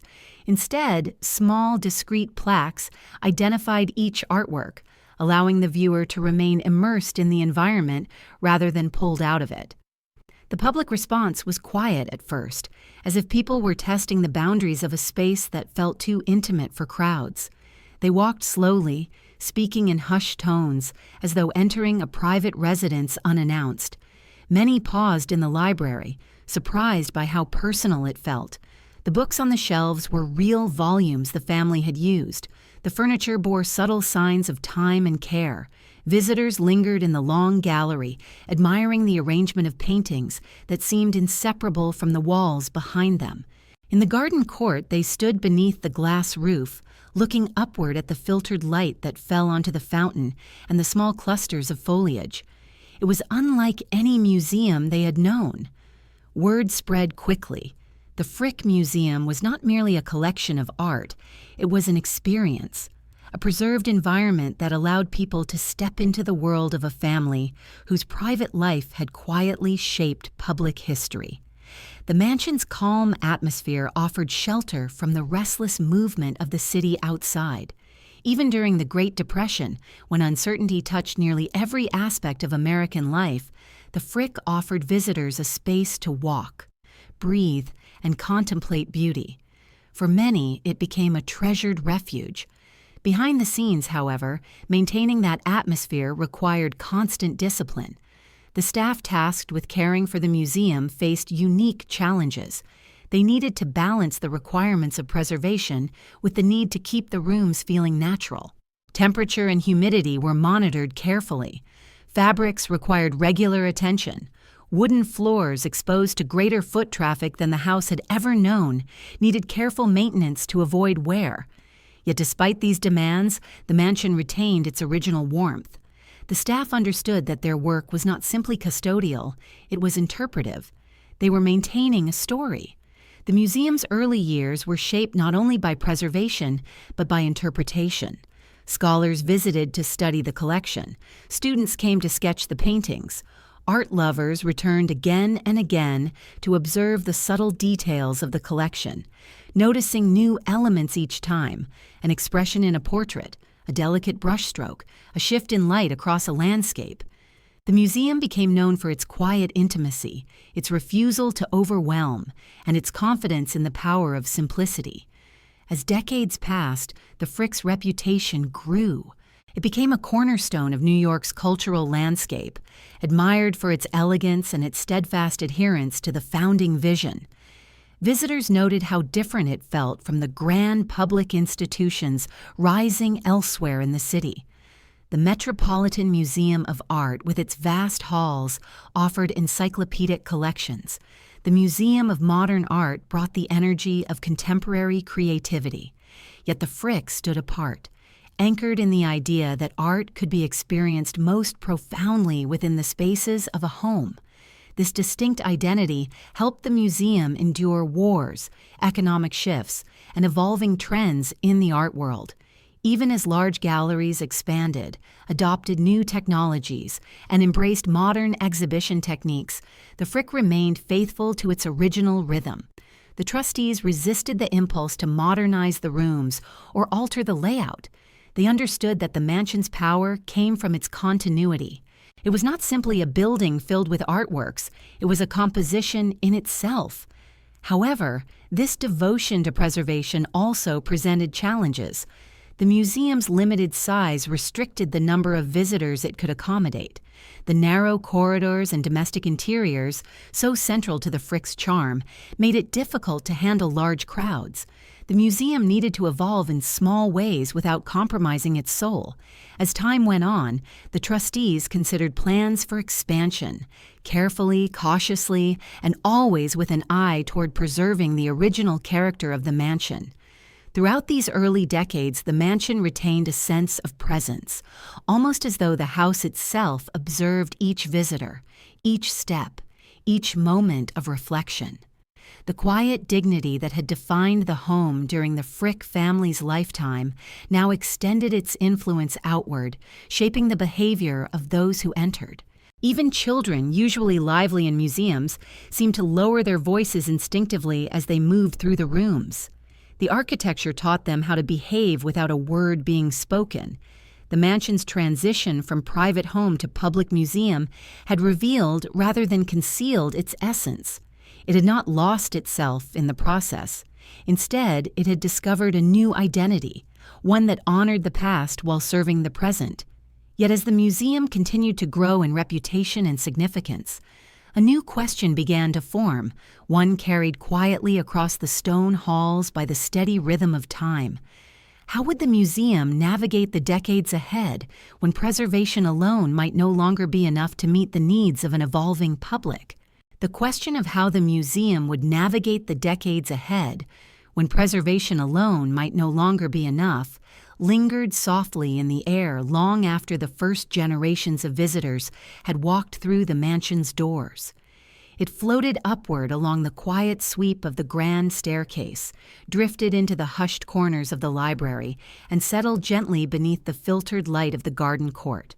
Though the museum remained steadfast in its purpose, the world outside continued to change with increasing speed, and the mansion, built for permanence, now faced the slow, steady pressure of time itself. By the mid-20th century, New York had grown into a city of immense cultural dynamism. Skyscrapers rose in ever greater numbers. Neighborhoods shifted. Museums expanded, modernized, and embraced new forms of exhibition. Yet the Frick Museum remained remarkably consistent, preserving its atmosphere of stillness and domesticity. This constancy became both its strength and its challenge. Visitors treasured the mansion's quiet refuge from the city's energy, but the museum's limited size restricted its ability to exhibit more of the growing collection, host educational programs, or accommodate larger audiences. And as interest in art flourished after the Second World War, more people sought entry than the mansion could comfortably hold. The trustees understood these pressures, but they also recognized the responsibility entrusted to them. Any change to the mansion had to be approached with extraordinary care. Expansions common elsewhere, new wings, large auditoriums, expansive galleries, were simply not possible within the fragile balance of the Frick's original design. The house could not be obscured, altered, or overshadowed without losing the very essence that made it unique. Thus, for many years, the museum chose a path of restraint. It focused on conservation, scholarship, and the careful management of visitor numbers. While other museums built new wings, the Frick built depth, quietly growing its collection through measured acquisitions rather than dramatic architectural intervention. Much of this growth came from the Frick family itself. Helen Clay Frick, who had inherited her father's love for art, continued to expand the collection with sensitivity and knowledge. Her acquisitions were thoughtful and deeply personal, shaped by decades of study. She added sculptures, paintings, and decorative arts that complemented the existing works without overwhelming them. Helen's approach maintained the mansion's harmony, ensuring that each addition felt as if it belonged to the original vision. She understood the house intimately, its proportions, its mood, its quiet authority, and her choices reflected an instinctive respect for its character. Helen's dedication to her father's legacy extended beyond acquisitions. She established the Frick Art Reference Library in honor of her father, one of the most important contributions to art scholarship in the 20th century. The library, originally housed within the mansion, soon expanded into a separate but neighboring building on East 71st Street. It became a vast resource for researchers, historians, students, and curators. Thousands of photographs, documents, and reference materials were collected to support the study of Western art. The library grew so quickly that it became a cornerstone of the museum's intellectual identity, complementing the mansion's aesthetic presence with scholarly depth. Yet, as the decades passed, the mansion itself began to feel the passage of time. Preservation efforts became increasingly complex. Carpets worn by generations of visitors required delicate restoration. Fabrics faded. Paintings needed conservation. Even the stone exterior showed signs of weathering caused by the city's shifting climate. The trustees addressed each challenge with quiet dedication, but the cumulative effect was unavoidable. The museum needed more space, not for galleries but for preservation, storage, research, and essential operations that could no longer be confined within the mansion's original footprint. Still, the trustees resisted large-scale change. For more than half a century, the museum embraced patience. It honored the house as it was, believing that the mansion itself was the institution's greatest asset. Visitors agreed. People returned year after year, valuing the sense of continuity the museum offered. The rooms looked nearly identical to their appearance in 1915. The furniture remained in its designated places. The paintings hung where Frick had arranged them. This stability created a sense of stepping outside of time, of entering a world preserved in amber. But the world beyond Fifth Avenue continued to evolve. The demands of scholarship, preservation, and accessibility grew stronger. The museum needed climate-controlled storage for artworks not on display. It needed space for education, for conservation laboratories, for exhibitions that would allow the public to see more of the collection. Even the requirements of modern safety standards placed pressure on a building never designed to serve thousands of visitors each week. For years, the museum explored possibilities. Some proposals were quietly abandoned for being too intrusive. Others set aside because they risked altering the mansion's delicate balance. The trustees maintained a position of thoughtful resistance, believing that the perfect solution must honor the integrity of the house while preparing it for the next century. This search for balance echoed the same tension that had shaped the mansion's development decades earlier. How to adapt without losing identity. The city watched these discussions with interest. New Yorkers had developed a deep affection for the Frick, seeing it not only as a museum but as a rare reminder of the city's earlier era. It represented a quieter version of Fifth Avenue, a time when mansions lined the street and Central Park's edge felt more residential than metropolitan. The Frick was a landmark of memory, a symbol of continuity within a city defined by change. In the 1970s and 80s, this affection fueled debates over preservation laws. New York was grappling with how to protect historic buildings while still allowing modern development. The Frick became a point of reference in these conversations, a demonstration of what could be preserved when intention, resources, and respect aligned. Scholars wrote about the mansion's architectural significance. Preservationists pointed to it as an example of successful adaptive reuse. Even those uninterested in art recognized the value of maintaining spaces that held the city's layered history. Through these years of reflection and restraint, the museum remained steady, but questions continued to gather quietly, like soft shadows along the gallery walls. How long could the museum operate without expanding its facilities? How could it better serve future generations while honoring the past? What would happen when the needs of preservation finally exceeded the capacity of the original design? These questions did not demand immediate answers, but they formed a soft undercurrent beneath daily operations. The trustees, staff, and visitors all sensed that a time of thoughtful change approached, and as the mid-century gave way to the late, the mansion stood quietly against the evolving city, waiting patiently for decisions that would shape its next era. The quiet questions that drifted through the mansion in those mid-century decades did not fade. They gathered weight, settling like soft dust upon the carved mantels, the bronze railings, and the limestone edges that frame the garden court. As the city around the museum continued to rise, modernize, and burst outward with new cultural demands, the Frick found itself at a pivotal moment. It could no longer rely solely on the strength of its original design. Preservation required more than admiration. It required space, planning, and an understanding that even the most timeless institutions must eventually adapt. The trustees moved slowly, guided by the same caution that had preserved the mansion so faithfully for more than half a century. Their deliberations did not focus on expansion in the traditional sense. They knew the mansion could not absorb major new construction without losing the quiet atmosphere Henry Clay Frick had intended. Instead, the trustees examined how adjacent spaces might support the museum's needs. The solution, when it emerged, was modest compared to the ambitions of other institutions, yet profound in its respect for the mansion's character. The idea was to extend the museum's capacity underground and to use neighboring properties already associated with the Frick to create a discrete network of supporting spaces.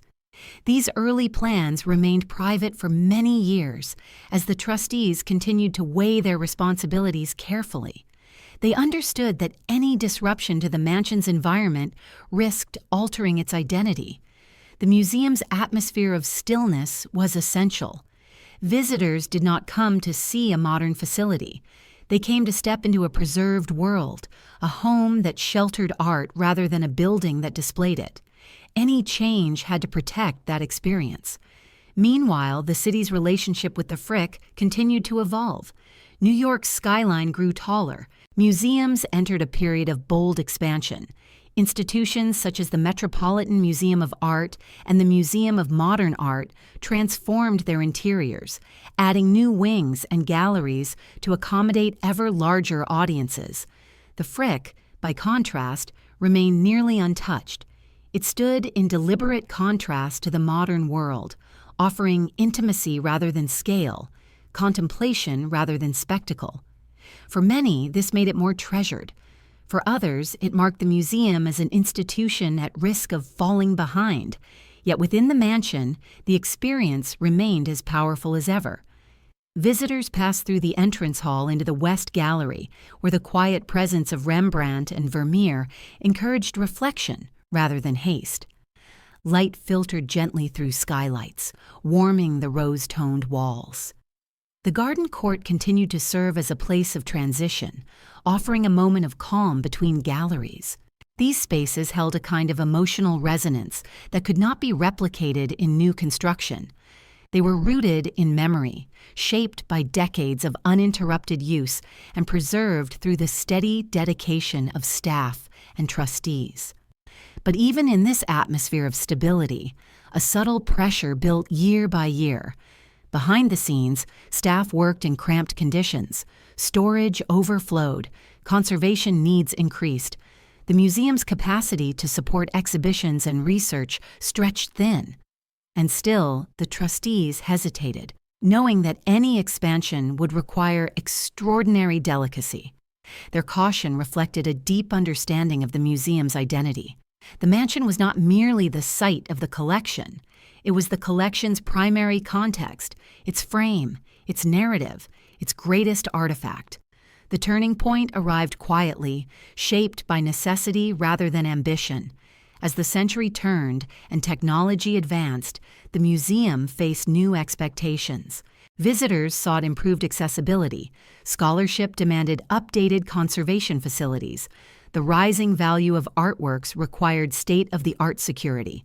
Climate control standards for museums worldwide became more rigorous, protecting works that had already survived centuries. The Frick, to meet its responsibilities, needed to prepare for the future. Adaptation was no longer a question of possibility.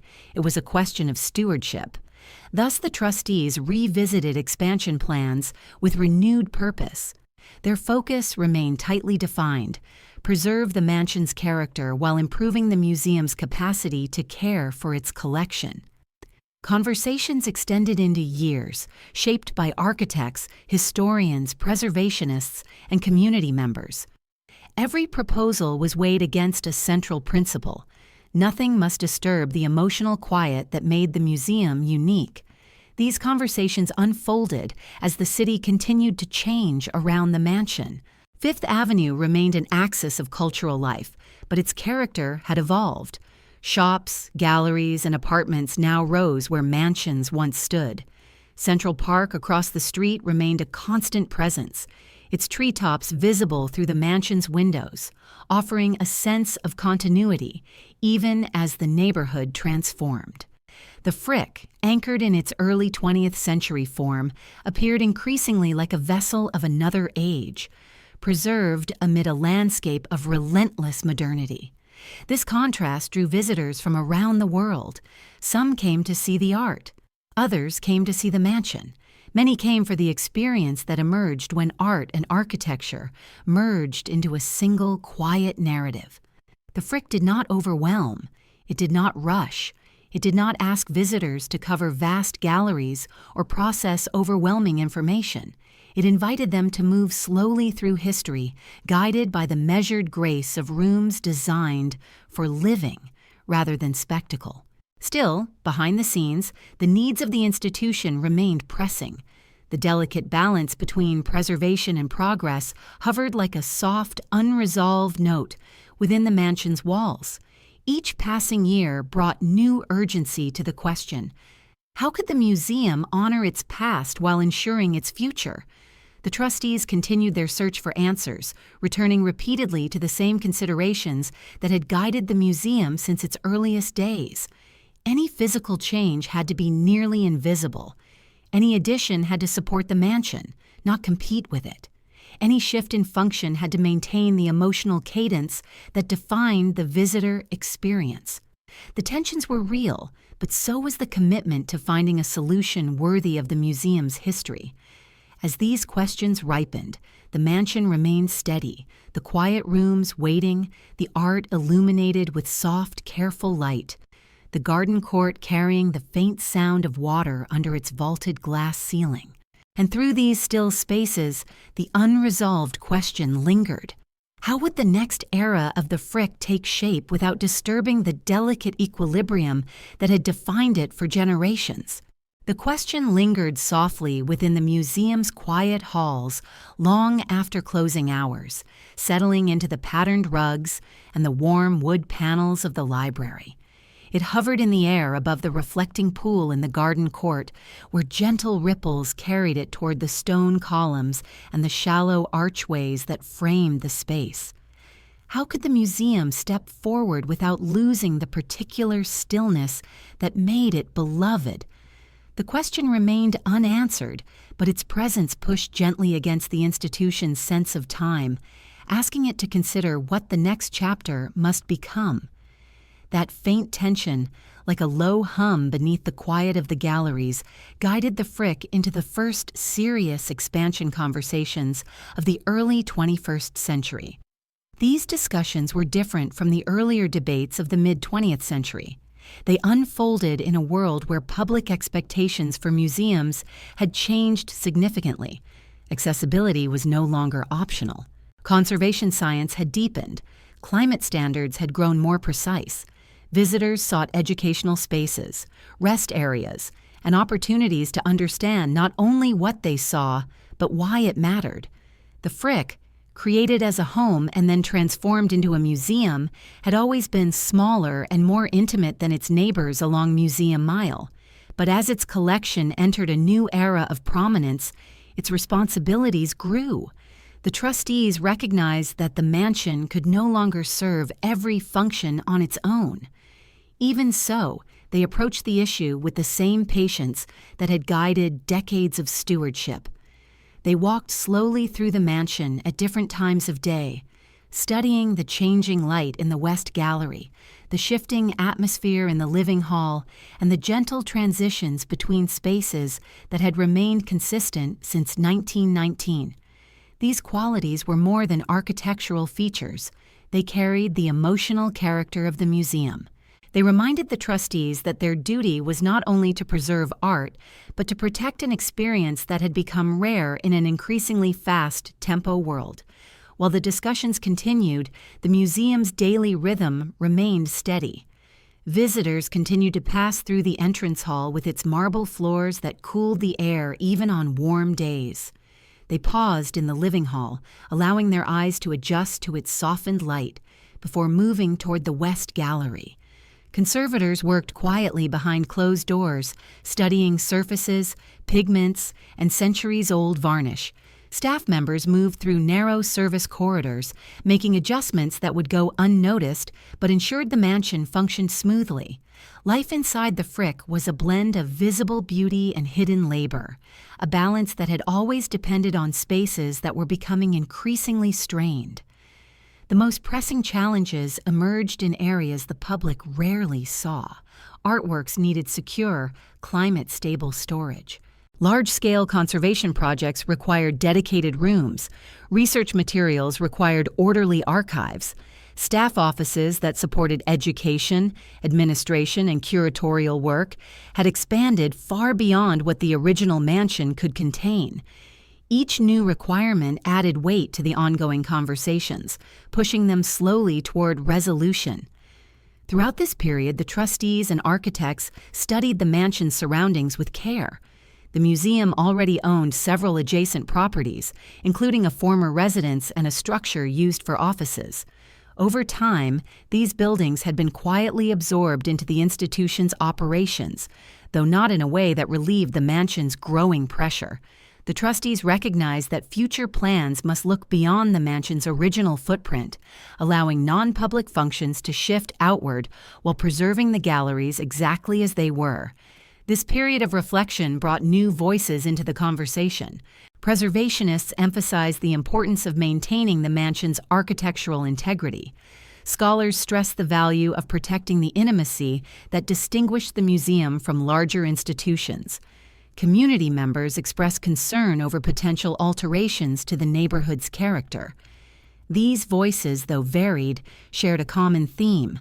Whatever changes occurred must honor history rather than obscure it. As plans evolved, the museum's leadership faced a challenge that no amount of care could fully resolve. Any proposal risked criticism. If the expansion was too bold, the mansion's identity might suffer. If it was too cautious, the museum's needs might remain unmet. The Frick had always occupied a delicate space between past and present, and now it had to navigate that same tension in its own future.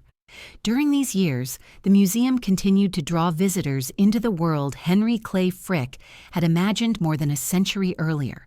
The galleries remained unchanged, offering a sense of continuity that comforted many guests.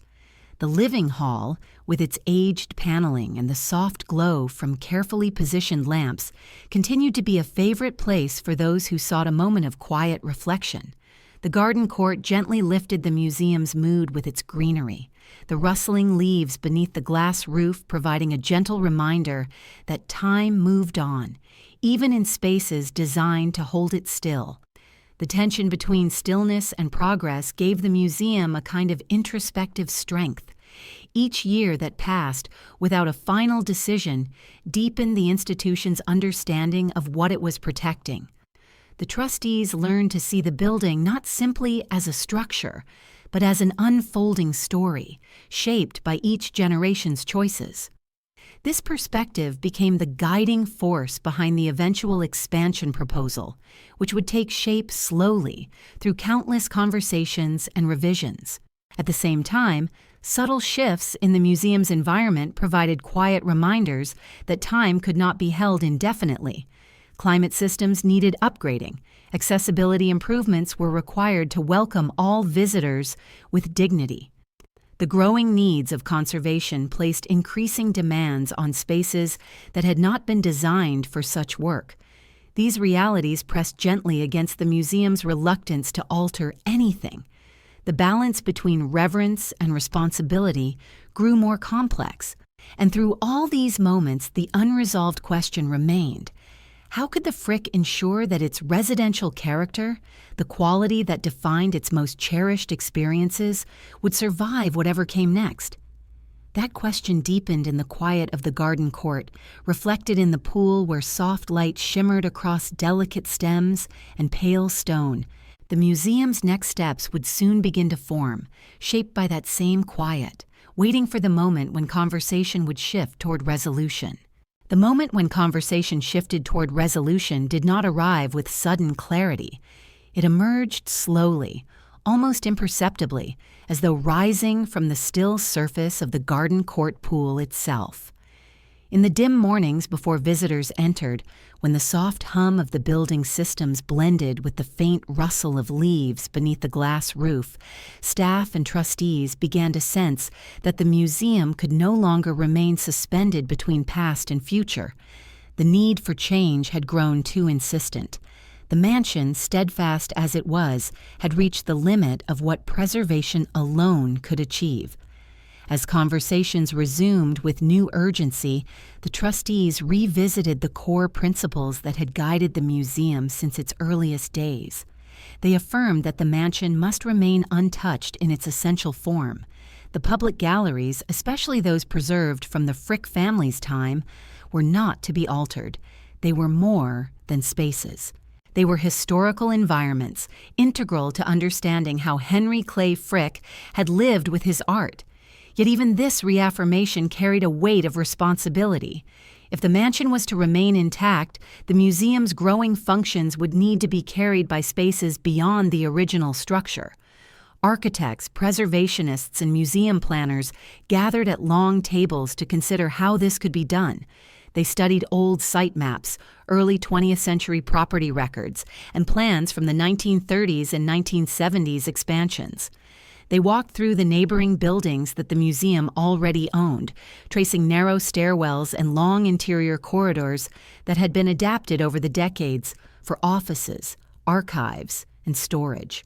These spaces had potential, but they required careful restructuring to serve the museum's future needs.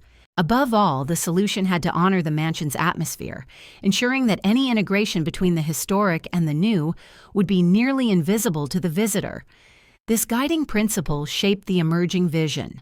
Non-public functions would be relocated outside the mansion, allowing the historic rooms to remain unchanged. The expansion would focus on creating discrete supportive spaces for exhibitions, conservation, education, and visitor services. Instead of building upward or outward in a way that would disrupt the mansion's silhouette, much of the new infrastructure would be placed below ground or behind existing facades, maintaining the quiet dignity of the building that faced Fifth Avenue.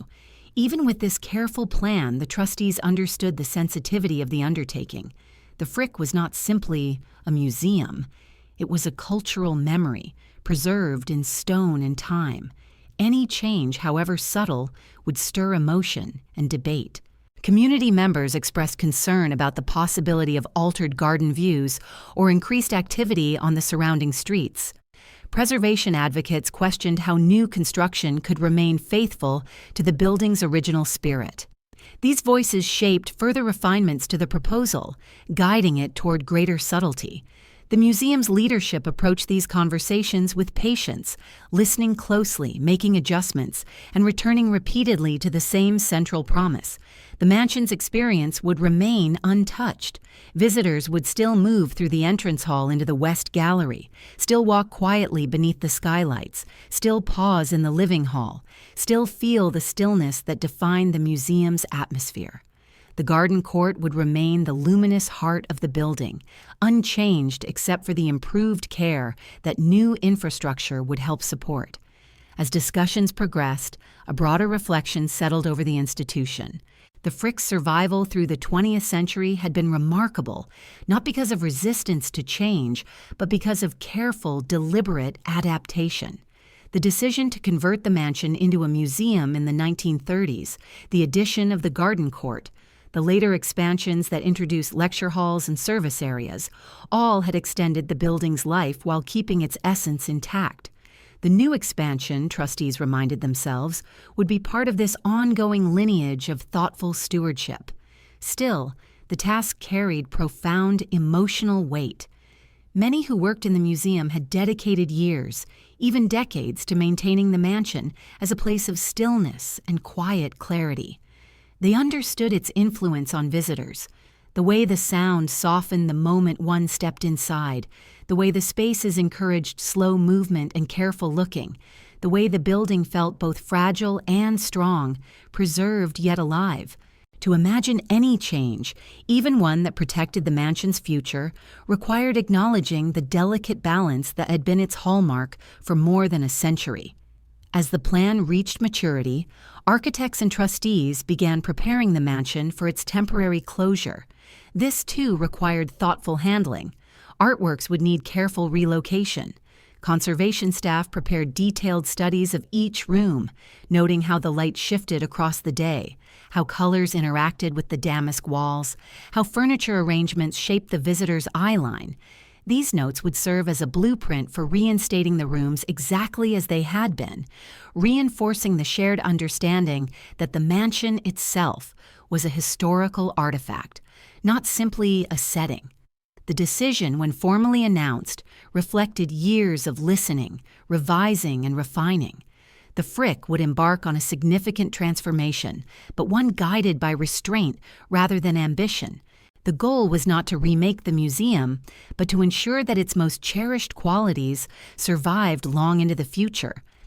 The announcement carried a quiet tone, one that emphasized continuity rather than disruption. It acknowledged the community's concerns, outlined the careful planning behind the project, and reaffirmed the museum's dedication to preserving the mansion's atmosphere. As the closure approached, the mansion's rooms seemed to take on a heightened sense of stillness. Visitors walked more slowly, as though aware that these moments were temporary. Staff moved with extra care, pausing more often to take in the view from a window or the gentle glow of lamplight against a panel of aged oak. Even the garden court felt more contemplative than usual, its water reflecting not only the soft shapes of leaves, but the quiet promise of careful return. Yet beneath the stillness, something else began to stir, a sense that the mansion, long preserved through decades of change, was preparing for another necessary shift. The question that had lingered for so long was finally approaching its answer, forming slowly like the soft echo of footsteps in the West Gallery. The next chapter was about to unfold, guided by the same patient spirit that had preserved the mansion for more than a century. And as that realization took shape, the museum's atmosphere deepened, waiting gently for what would come next. The museum waited gently, its rooms holding their breath as preparations began for the transition ahead. The soft echo that had hinted at change grew steadier in the days that followed, not disruptive, but persistent, like the distant rhythm of footsteps approaching from a long corridor. This was the moment the trustees had anticipated for years. The mansion that had stood so quietly on Fifth Avenue for more than a century was about to enter a temporary pause, a period of careful dismantling and patient reconstruction that echoed the processes of its own past. Before work began, the museum entered a stage of reflection that felt almost ceremonial. Curators walked slowly through the galleries, pausing before each painting, noting its position against the damask walls, its relationship to the light that filtered through the skylights, its distance from the polished floor. Conservators examined sculptures, furniture, and architectural details, marking the precise placement of each object so that the rooms could be restored with absolute fidelity. These tasks required meticulous attention, but they also carried a sense of reverence. Every detail mattered, not only because the objects were valuable, but because the arrangement itself formed a historical experience that could not be replicated anywhere else. Staff members who had spent years working within the mansion felt the transition as a personal shift. They had learned the building's moods, the way afternoon light warmed the living hall, the faint scent that lingered in the library, the coolness that rose from the marble floors in the entrance hall even on summer days. These sensory impressions shaped their daily routines. The idea of stepping away, even temporarily, felt like leaving a familiar home. Yet beneath this sentiment, there was also a shared understanding that the mansion required care that could not be provided while it remained open to the public. As preparations progressed, the garden court became a symbolic center for staff and visitors alike. People lingered there for longer than usual, drawn to the calm surface of the pool and the soft rustle of leaves that brushed gently against the glass ceiling. It felt like a moment suspended in time, a place where visitors could reflect not only on the art and the building, but on the passage of years that had shaped both. Families sat quietly on benches, couples spoke in low voices, and solitary visitors rested their hands along the stone edge of the fountain, absorbing the stillness one last time before the court, too, would fall silent. The final days before the closure held an atmosphere of quiet concentration. One by one, artworks were carefully removed from the walls. Crates were prepared with custom fittings lined with materials that would cushion the paintings during transport. Sculptures were lifted with slow precision by teams who understood how weight balanced through marble and bronze. Furniture was wrapped with protective coverings, each piece cataloged for its eventual return. Even the decorative elements, bronze hinges, custom carpets, carved moldings, were documented with exacting detail. Throughout this process, the staff moved with a steady rhythm that mirrored the patience embedded in the mansion's own history. It was a rhythm that had accompanied every major transition since the early 20th century. The transformation from private home to museum, the addition of the garden court, the later expansions that allowed the institution to grow. Now, that rhythm guided the museum toward a new era, one shaped by both necessity and reverence. During these final days, the building seemed to acknowledge what was happening. The way shadows fell across the walls appeared slightly altered, as though the rooms understood they would soon enter a period of rest. The entrance hall's marble surface reflected the light with a clarity that revealed even the faintest impressions left by generations of visitors. The West Gallery, once filled with paintings that drew thousands each year, felt spacious and almost weightless without its familiar canvases. The living hall, long regarded as the emotional heart of the mansion, became a room of echoes, its stillness deeper than before. The closure proceeded quietly, respecting the building's solemn presence. There were no grand announcements inside the museum, no ceremonies or public gatherings.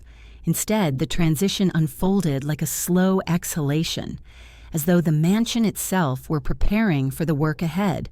Once the final object had been removed and secured, the doors of 1 East 70th Street closed with a gentle finality, leaving the building in a state of rest it had not known since its construction. But the story did not end there.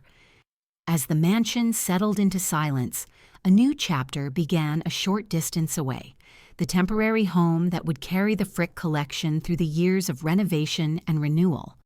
Rather than dispersing the collection among other museums or storing it entirely out of sight, the trustees chose to relocate the artworks to a nearby building known for its own architectural significance. This decision reflected the institution's commitment to continuity. Even in transition, the public would still have access to the collection, ensuring that the art remained alive in the present even as the mansion prepared for its future. The temporary location was adapted with care, its galleries designed to highlight the artworks without attempting to replicate the mansion's unique atmosphere. The lighting was soft, the arrangement thoughtful, the overall presentation respectful of the collection's history. Yet the space was intentionally different. Visitors entering the temporary building felt the shift immediately. There was no limestone facade, no sound softening through wood-paneled halls, no garden court filled with living plants and the sound of water. Instead, there was an open, modern clarity that invited viewers to see the artworks in a new way. This contrast revealed something essential about the Frick collection. In the temporary galleries, the artwork stood in a clean, neutral setting that allowed their individual qualities to emerge more distinctly. Paintings that once blended into the atmosphere of a domestic space now commanded attention with a sharper visual presence. Sculptures that had lived quietly in corners or alongside fireplaces now stood in open sightlines, their shapes fully revealed. The artworks remained the same, yet the experience of seeing them shifted subtly, highlighting the beauty of both contexts, the intimacy of the mansion and the clarity of the temporary home. Visitors responded to this transition with curiosity and appreciation. Many had long associated the collection so fully with the mansion that encountering the works in a different environment felt like discovering them anew. Others found a quiet reassurance in knowing that although the building was resting, the art continued to live in the world, still available to those who sought it. And through this temporary gallery space ran the same soft thread that had guided every decision, the understanding that the mansion's stillness would return, that the artworks would one day resume their places along the damask walls, that the garden court would again serve as the beating heart of the museum. That promise, quietly upheld, gave shape to the entire transition, a bridge between past and future that the trustees carried with deliberate care. Within that promise rested a deeper question, faint but persistent, like the echo of earlier uncertainties. When the mansion reopened, how would its preserved stillness meet the subtle changes brought by time, expectation, and renewal? The question about how the mansion's stillness would meet the changes ahead lingered in the background of every discussion during the years that followed. It hovered gently over the temporary galleries where visitors now encountered the paintings in a setting free from the weight of domestic history. It settled into conversations among staff who moved each day between the temporary space and the quiet construction site at 1 East 70th Street. And it traced itself through the minds of those who understood the museum not only as a building, but as a living memory shaped by both place and time. The question did not demand an answer. It waited, patient and steady, as the restoration of the mansion progressed. Behind the construction barriers, the work unfolded with a deliberateness shaped by decades of stewardship. Engineers strengthened the mansion's infrastructure in ways that would remain hidden from the public. New climate systems were installed deep within the building's core, designed to regulate temperature and humidity with precision that earlier generations could not have imagined. Conservation spaces were expanded and fitted with advanced lighting, filtration systems, and workstations, tools that would protect the artworks for generations to come. These improvements, though invisible to most visitors, formed the foundation upon which the museum's future would rest. At the same time, architects turned their attention to the new spaces being constructed beyond the mansion's original footprint. These areas would support the museum's educational programs, scholarly research, and visitor services. Yet every floor plan, corridor, and entryway was designed with a single guiding principle. Nothing should interfere with the emotional cadence that defined the experience of the mansion itself. The new structures would serve the institution without drawing attention to themselves. They would be the unseen machinery that allowed the historic rooms to remain untouched, quiet, and timeless. Within the mansion, restoration teams worked with a kind of slow, meditative concentration. They cleaned marble surfaces dulled by decades of urban dust. They examined wood paneling, identifying areas where subtle repairs were needed to prevent future deterioration.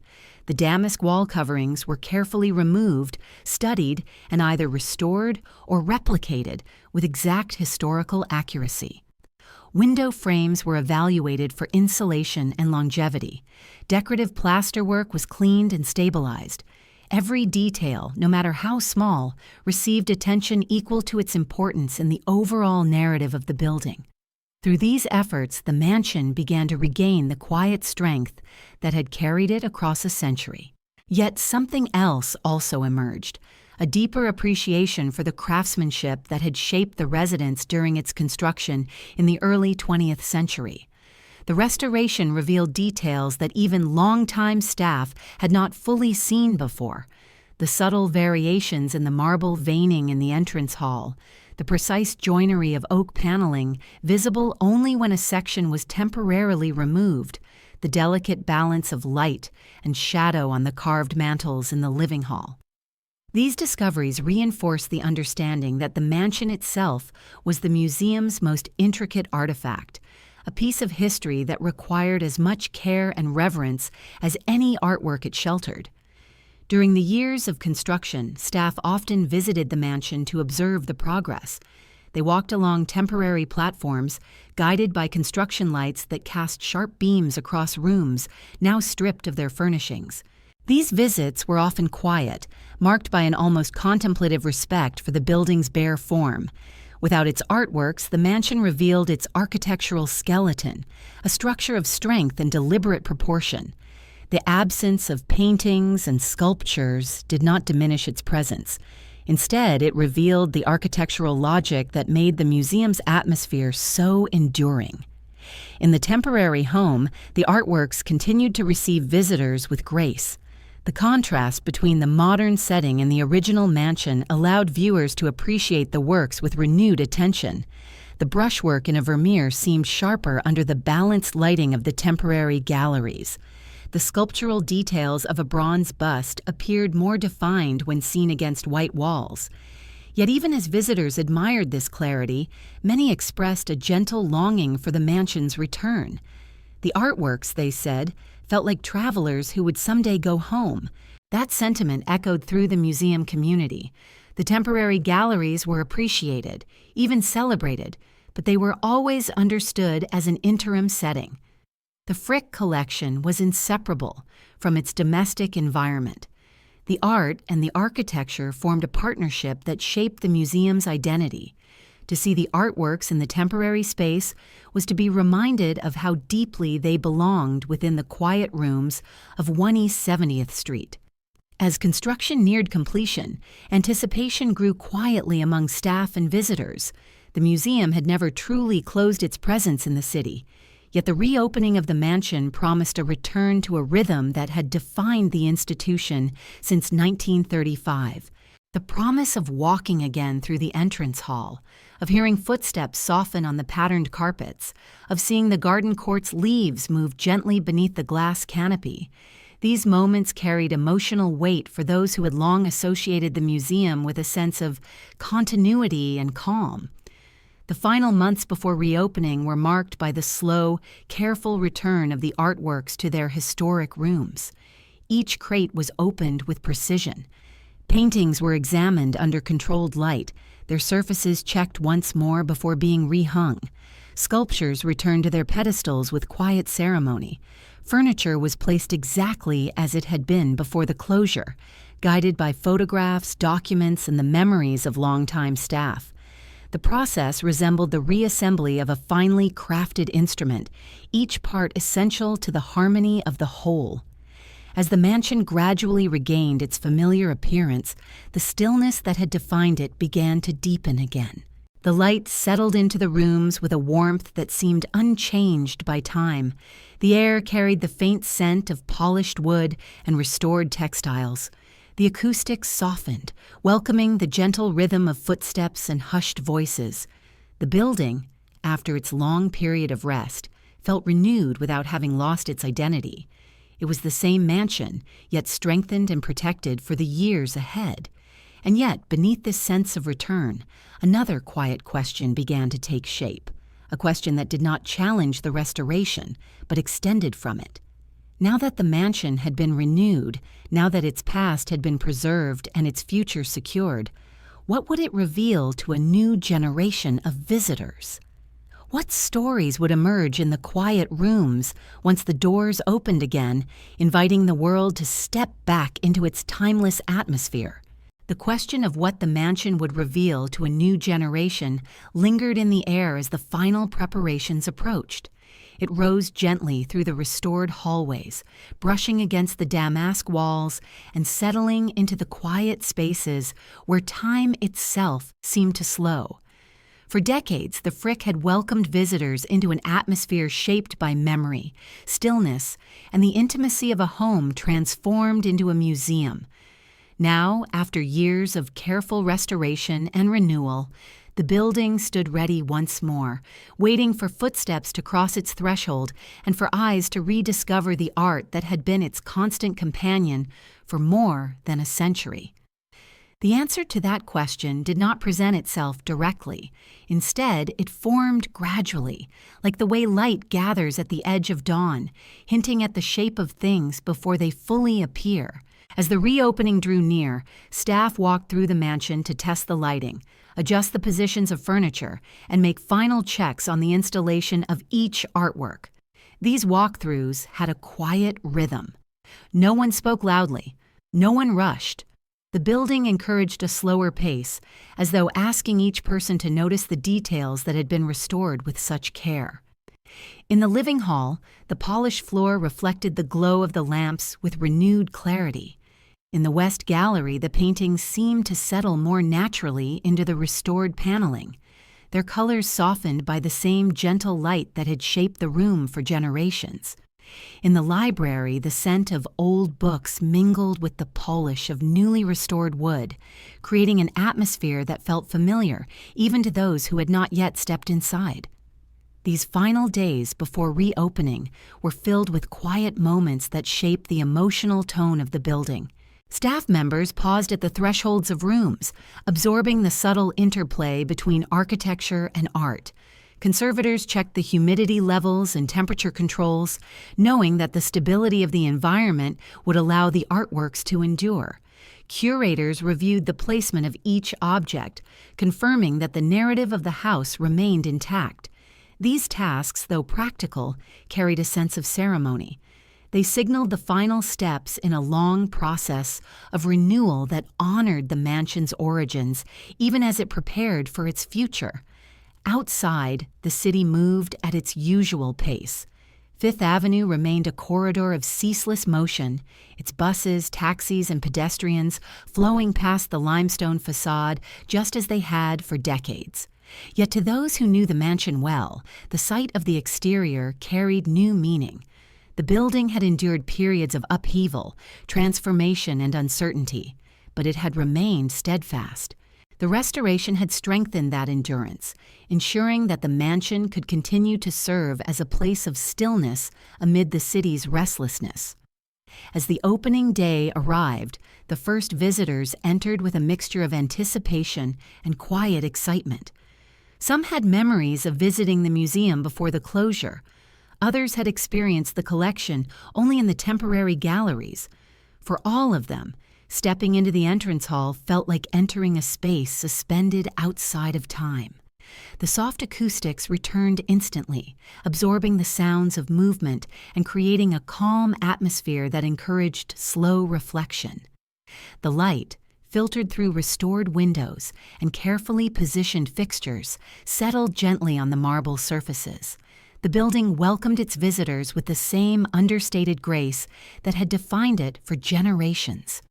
In the West Gallery, the return of the paintings to their original environment became immediately apparent. Visitors spoke softly as they moved along the walls, observing how the artworks interacted not only with the light, but with the scale of the room, the proportions of the architecture, and the textures of the paneling.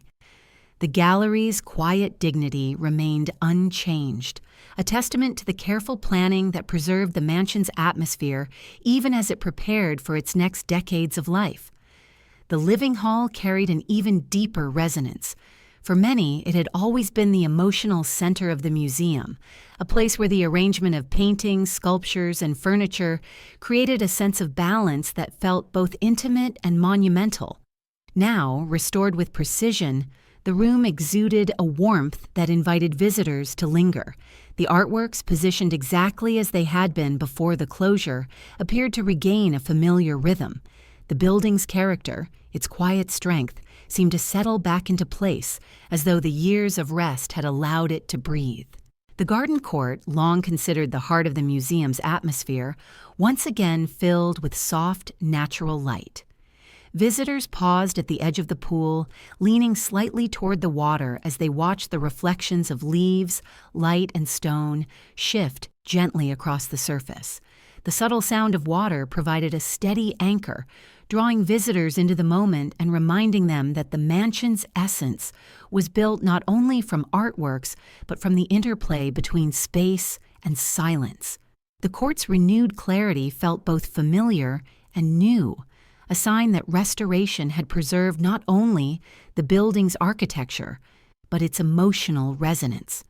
As visitors moved through the galleries, many expressed a sense of recognition, even if they had not been inside the museum before. The mansion conveyed a feeling of historical presence that transcended memory. Each room told a story shaped by more than a century of quiet inhabitation. The art, returned to the environment that had shaped its meaning for decades, regained the subtle context that defined the Frick experience. The paintings, sculptures, and decorative objects did not simply hang or stand in the rooms. They lived within them. And yet, beneath the renewed familiarity, a quiet shift had occurred. The building felt stronger, more stable, more prepared for the future. The new infrastructure, though invisible, supported the museum's mission with a steadiness that reassured both staff and visitors. The enhancements designed for education, conservation, and accessibility ensured that the museum could continue to welcome diverse audiences, scholars, and future generations without compromising the mansion's integrity. As the first weeks of reopening unfolded, a new understanding emerged. The mansion had not simply been restored, it had been reaffirmed. Its identity, rooted in stillness, intimacy, and historical continuity had been strengthened through years of reflection, planning, and careful work. The building now stood as an example of how history could be preserved without becoming static, how a museum could prepare for the future without surrendering the emotional qualities that defined its past. And in the midst of this renewed clarity, a final, deeper question began to surface, one that reached beyond the building itself. Now that the mansion had reawakened and its legacy had been secured, what would its story become in the years ahead? How would future generations interpret the life, ambition, and contradictions of the man who built it? And how would the house continue to speak to those who entered with open eyes and quiet curiosity? The deeper question of how future generations would interpret the story of the mansion and the man who built it did not arise suddenly. It formed gradually, settling into the restored rooms as visitors returned, moving from gallery to gallery with the same slow attentiveness that had shaped the museum's earliest days. The building, renewed in structure and preserved in spirit, had regained its equilibrium. Yet within this restored calm, the presence of Henry Clay Frick, the industrialist, the collector, the controversial figure whose decisions shaped both the beauty and the burden of the museum, began to take on a new significance. The world had changed since his time. Perspectives had shifted. The question of how to understand him in all his complexity grew more relevant with each passing year. During the early decades of the museum's existence, Frick had been viewed primarily through the lens of his art collection and architectural legacy. His role in American industry, his controversial decisions during periods of labor conflict, and the public anger directed at him during his lifetime were acknowledged, but often softly framed, as though the museum itself encouraged a gentler approach. Visitors entering the mansion were greeted not by the memory of conflict, but by the quiet glow of old master paintings and the stillness of the garden court. The experience guided them toward reflection rather than judgment, toward contemplation rather than confrontation. But as the museum reopened, renewed and strengthened, the cultural environment into which it stepped had grown more transparent, more historically inquisitive, and more committed to understanding the full scope of America's industrial past. Visitors began to ask different questions. They wanted to know not only how the collection was formed, but at what cost. They wondered how Frick's legacy fit within the broader narrative of American labor history, a history shaped by both extraordinary economic growth and profound human struggle. These questions did not diminish the beauty of the collection. Instead, they expanded the context in which it was understood, adding layers of meaning that enriched the experience of moving through the restored rooms. The museum responded to this shift with a quiet but deliberate approach. Instead of altering the mansion's atmosphere, it offered opportunities for visitors to learn more about Frick's life beyond the gilded frames and polished marble. Programs, publications, and exhibitions began to provide historical context that explored the complexities of the industrial age. Scholars examined the contradictions that shaped Frick's reputation, his role as a powerful industrialist known for decisive and sometimes harsh leadership, and his later life as a patron of the arts who sought to create something lasting and meaningful. These works invited visitors to consider the fullness of his legacy, not as a simple story of ambition or wealth, but as a reflection of a turning point in American history. Inside the mansion, however, the rooms remained unchanged. They continued to speak with the voice Frick had intended, a voice shaped by appreciation for European art, admiration for craftsmanship, and a desire for permanence. The artworks, arranged in ways that reflected both the collector's personal taste and the curatorial refinements of later generations, continued to offer an atmosphere of calm that contrasted with the turbulent world in which Frick had lived. This contrast, once accepted without question, now added depth to the museum's story. Visitors could stand in the living hall surrounded by masterpieces while knowing that these same canvases, once hung within the home of a man whose name had been shouted in strikes, debates, and newspaper editorials across the nation. The museum's leadership recognized that this contrast did not weaken the Frick's identity, it strengthened it. To preserve the mansion's stillness while acknowledging the complexity of its origins allowed the museum to evolve with integrity. It demonstrated that history was not erased by quiet spaces, but made more compelling when those spaces encouraged thoughtful reflection.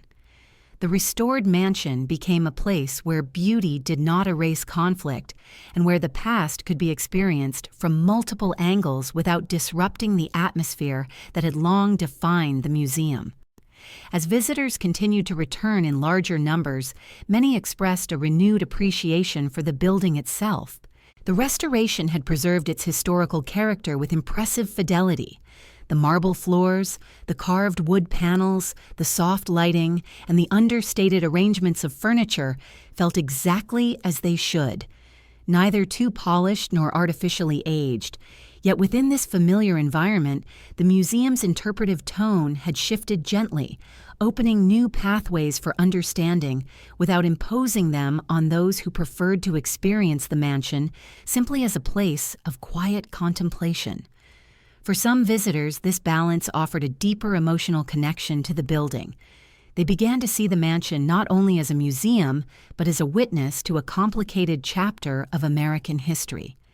They walked through the rooms with a sense of the world that existed beyond the walls, a world of factories, railroads, labor disputes, and shifting economic power. The contrast reminded them that beauty can arise from turbulent circumstances, that art can offer solace even in periods of conflict, and that understanding history requires acknowledging both the visible and the invisible forces that shape it. The mansion, in turn, absorbed these interpretations without losing its stillness. It remained what it had always been, a quiet space designed for reflection, built by a man whose legacy invited equal measures of admiration and scrutiny. The visitors brought the questions. The building provided the atmosphere in which answers could settle gently, without haste. Over time, a new sense of continuity emerged, one that linked the mansion's restored interior with the evolving perspectives of the world outside. The Frick had survived public anger, architectural threats, changes in leadership, and a century of shifting cultural values. Now it stood renewed, ready to serve as a place where history could be encountered not only through its artworks, but through the ongoing conversation about the man who assembled them and the world that shaped him. And yet, as this understanding deepened, another subtle question began to form, carried softly through the rooms like a faint thread of thought. If the mansion had reclaimed its physical presence and embraced a more complete interpretation of its past, what would its legacy become as the 21st century continued to unfold? Would the house remain a sanctuary of stillness in an increasingly restless world? Or would it slowly transform into something new, shaped by the needs of generations yet to come? The question of what the mansion's legacy would become in a restless and rapidly changing world settled like a soft layer of mist across its restored rooms. It touched the marble arches of the garden court, drifted along the oak panels of the living hall, and lingered in the quiet air above the grand staircase, where visitors paused, sensing that the house carried a story still unfolding. The Frick had returned stronger, preserved with extraordinary care, yet the environment around it continued to change. Museums everywhere face shifting expectations, evolving audiences, and a growing desire for openness, context, and deeper historical understanding. The mansion, so rooted in a specific time and vision, now stood at a delicate intersection between the past it preserved and the future it would inevitably enter. As the museum settled into its renewed rhythm, visitors returned in steady numbers, drawn by the promise of seeing the collection restored to its historic home. They moved through the galleries with the same slow attentiveness that had shaped generations of experiences, yet the world they carried with them had changed. Many arrived with a broader sense of history, shaped by greater access to information and expanding conversations about America's industrial past. They no longer viewed the mansion solely as a beautiful space. They saw it as a symbol, an artifact of ambition, power, wealth, controversy, and cultural aspiration. The questions they brought reflected this shift. How had such a grand home been built during a time of economic hardship for so many? What did it mean to preserve a place created by a man both admired and hated? How should a modern museum balance its role as a sanctuary of art with its responsibility to interpret the complex forces behind its existence? These questions did not disturb the building's quiet atmosphere. Instead, they became part of the museum's evolving voice, a gentle counterpoint to the stillness that had always defined it. The Frick's leadership recognized that its future depended on embracing this layered understanding. While the mansion's rooms would remain unchanged, the museum's interpretive approach could deepen, offering context without overwhelming the tranquility that visitors cherished. Quiet exhibitions, thoughtful publications, and carefully guided programs encouraged visitors to explore the interplay between the art, the architecture, and the histories intertwined within the walls. Beyond the mansion, the new spaces built during the renovation began to support these ambitions. Educational rooms welcomed small groups for discussions that examined both the beauty of the art and the world that produced it. Conservation spaces allowed visitors a glimpse into the meticulous care that protected the collection. Study rooms opened pathways for scholars to explore archival materials and deepen the understanding of Frick's era. These expansions did not seek to redefine the mansion, but to extend the museum's capacity to serve as a bridge between past and present. Yet even as the museum broadened its interpretive lens, the mansion's essence remained unchanged. The garden court continued to draw visitors into a moment of contemplation, its quiet pool reflecting light that shifted across the leaves throughout the day. The living hall still carried the particular warmth that encouraged prolonged reflection. The West Gallery maintained its hushed dignity, allowing the paintings to speak with the same authority they had held for decades. These rooms, steady and enduring, served as reminders that history could be engaged without disturbing the sanctuary of the space. As months passed, patterns began to emerge in how visitors experienced the renewed mansion. Many expressed that while they appreciated the expanded context surrounding the collection, they valued the fact that the museum had not altered the fundamental rhythm of its galleries. Others found themselves reflecting more deeply on the contrasts within the space, the tension between the serene environment and the turbulent history behind its creation. This duality enriched the experience, allowing each visitor to draw meaning from the mansion in their own way. Some lingered to admire the brushwork of a master painter, while others walked the rooms with a quiet awareness of how industry, conflict, and ambition had shaped the world beyond the walls. The museum staff, too, felt the evolution.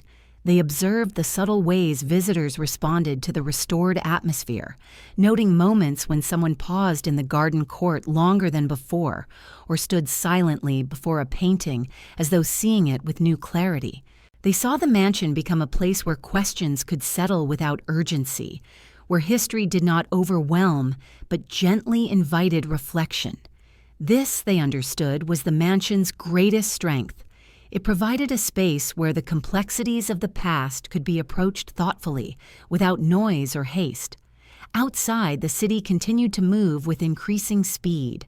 Fifth Avenue remained a corridor of motion and energy, its traffic flowing day and night. Yet each person who stepped into the Frick crossed an invisible threshold, leaving behind the restless pace of New York and entering a world shaped by stillness. This contrast became more meaningful as the years progressed. In a world of constant distraction, the mansion offered something increasingly rare, a place where time seemed to slow, where history could be felt rather than hurried past, where beauty offered a quiet refuge. But the question remained, what would the mansion's legacy become as the 21st century advanced? Would it continue to serve primarily as a sanctuary of art and architecture, or would its evolving interpretation shape it into something broader, a site where visitors could engage with the complexities of America's past through the lens of one man's extraordinary conflicted life? The answer, like so many aspects of the mansion story, did not reveal itself all at once. It emerged gently through the experiences of those who walked its halls, through the scholarship that continued to unfold, and through the subtle interplay between the restored rooms and the changing world outside. The mansion would continue to be a place of quiet reflection, but its legacy would not remain static. It would grow more multidimensional, shaped by the questions of new generations who arrived seeking understanding, context, and meaning. And as that understanding deepened, another question arose in the minds of many who visited, not about the mansion's future, but about its past. Before becoming a museum, before its rooms filled with masterpieces, before its name became synonymous with quiet grandeur, how had this place come into being? What decisions, struggles, and ambitions had shaped the house that now stood as one of the last surviving mansions of Fifth Avenue's Gilded Age? That question, rooted in history rather than the future, began to draw attention once more, pulling the story gently back toward the man who built the house, the era that forged him, and the forces that shaped both his rise and the mansion's creation. Those who walked its rooms sensed that the mansion itself held answers, embedded not in plaques or overt interpretation, but in the atmosphere of the building, the thickness of its walls, the weight of its doors, the sequence of rooms designed not for public display but for private life. To understand the Frick Collection's identity, one had to return to the figure who imagined it, long before it was a museum, when it was simply a vision in the mind of Henry Clay Frick.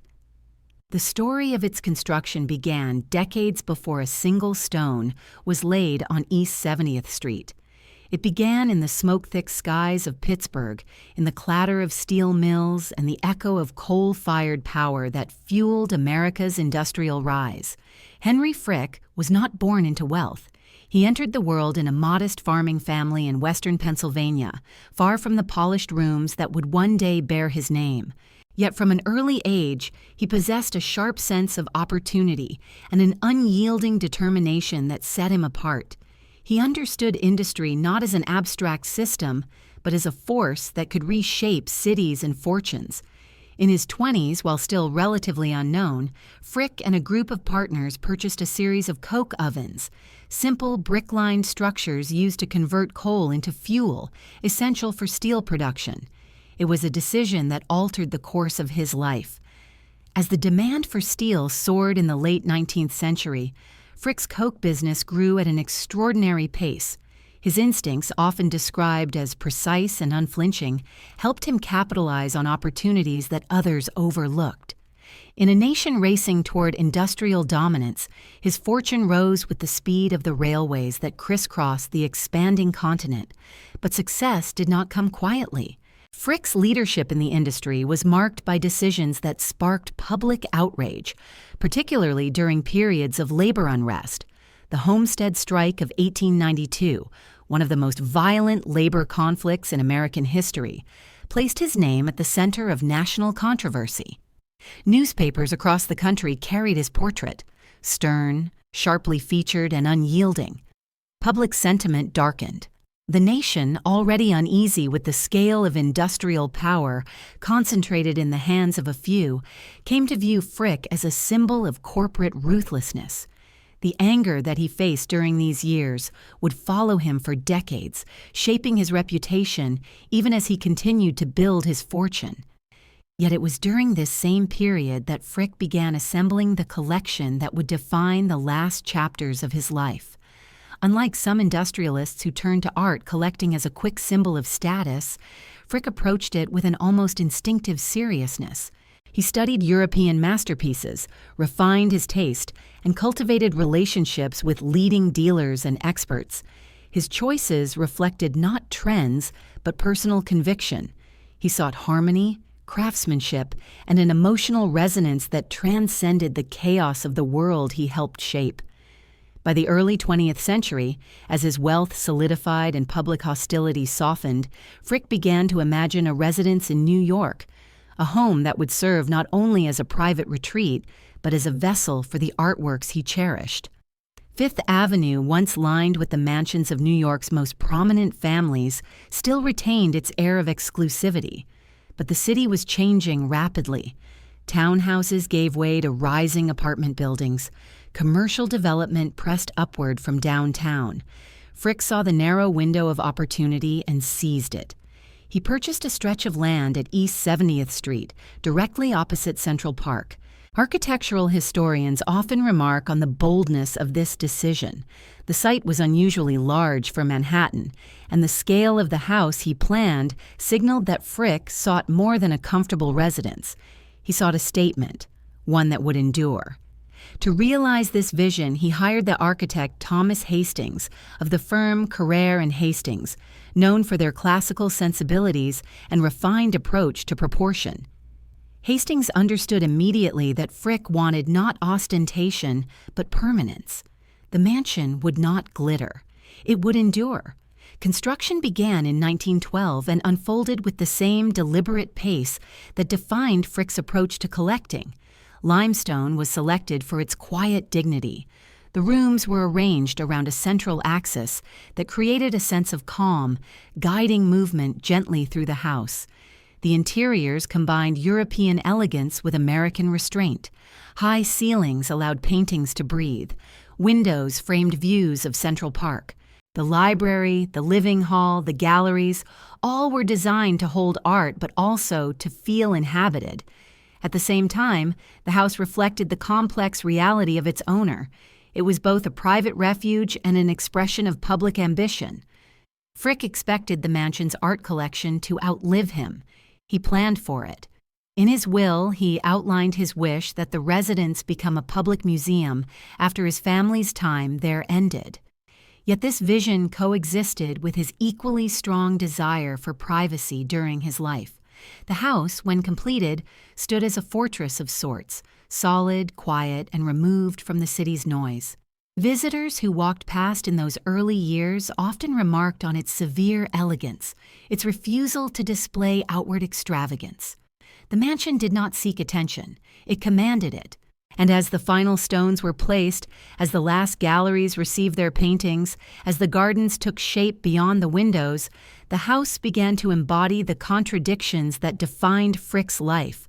Great beauty emerging from a career marked by both achievement and controversy. The mansion was a testament to ambition, resilience, and the powerful desire to create something lasting in a world defined by rapid change. Yet even as it took shape, another question lingered gently in its early rooms, one that would remain unanswered until decades after Frick's death. When the time came for the house to open as a museum, would the public embrace a space created by a man so widely criticized? Or would the anger that once shadowed his name threaten the future of the institution he had envisioned?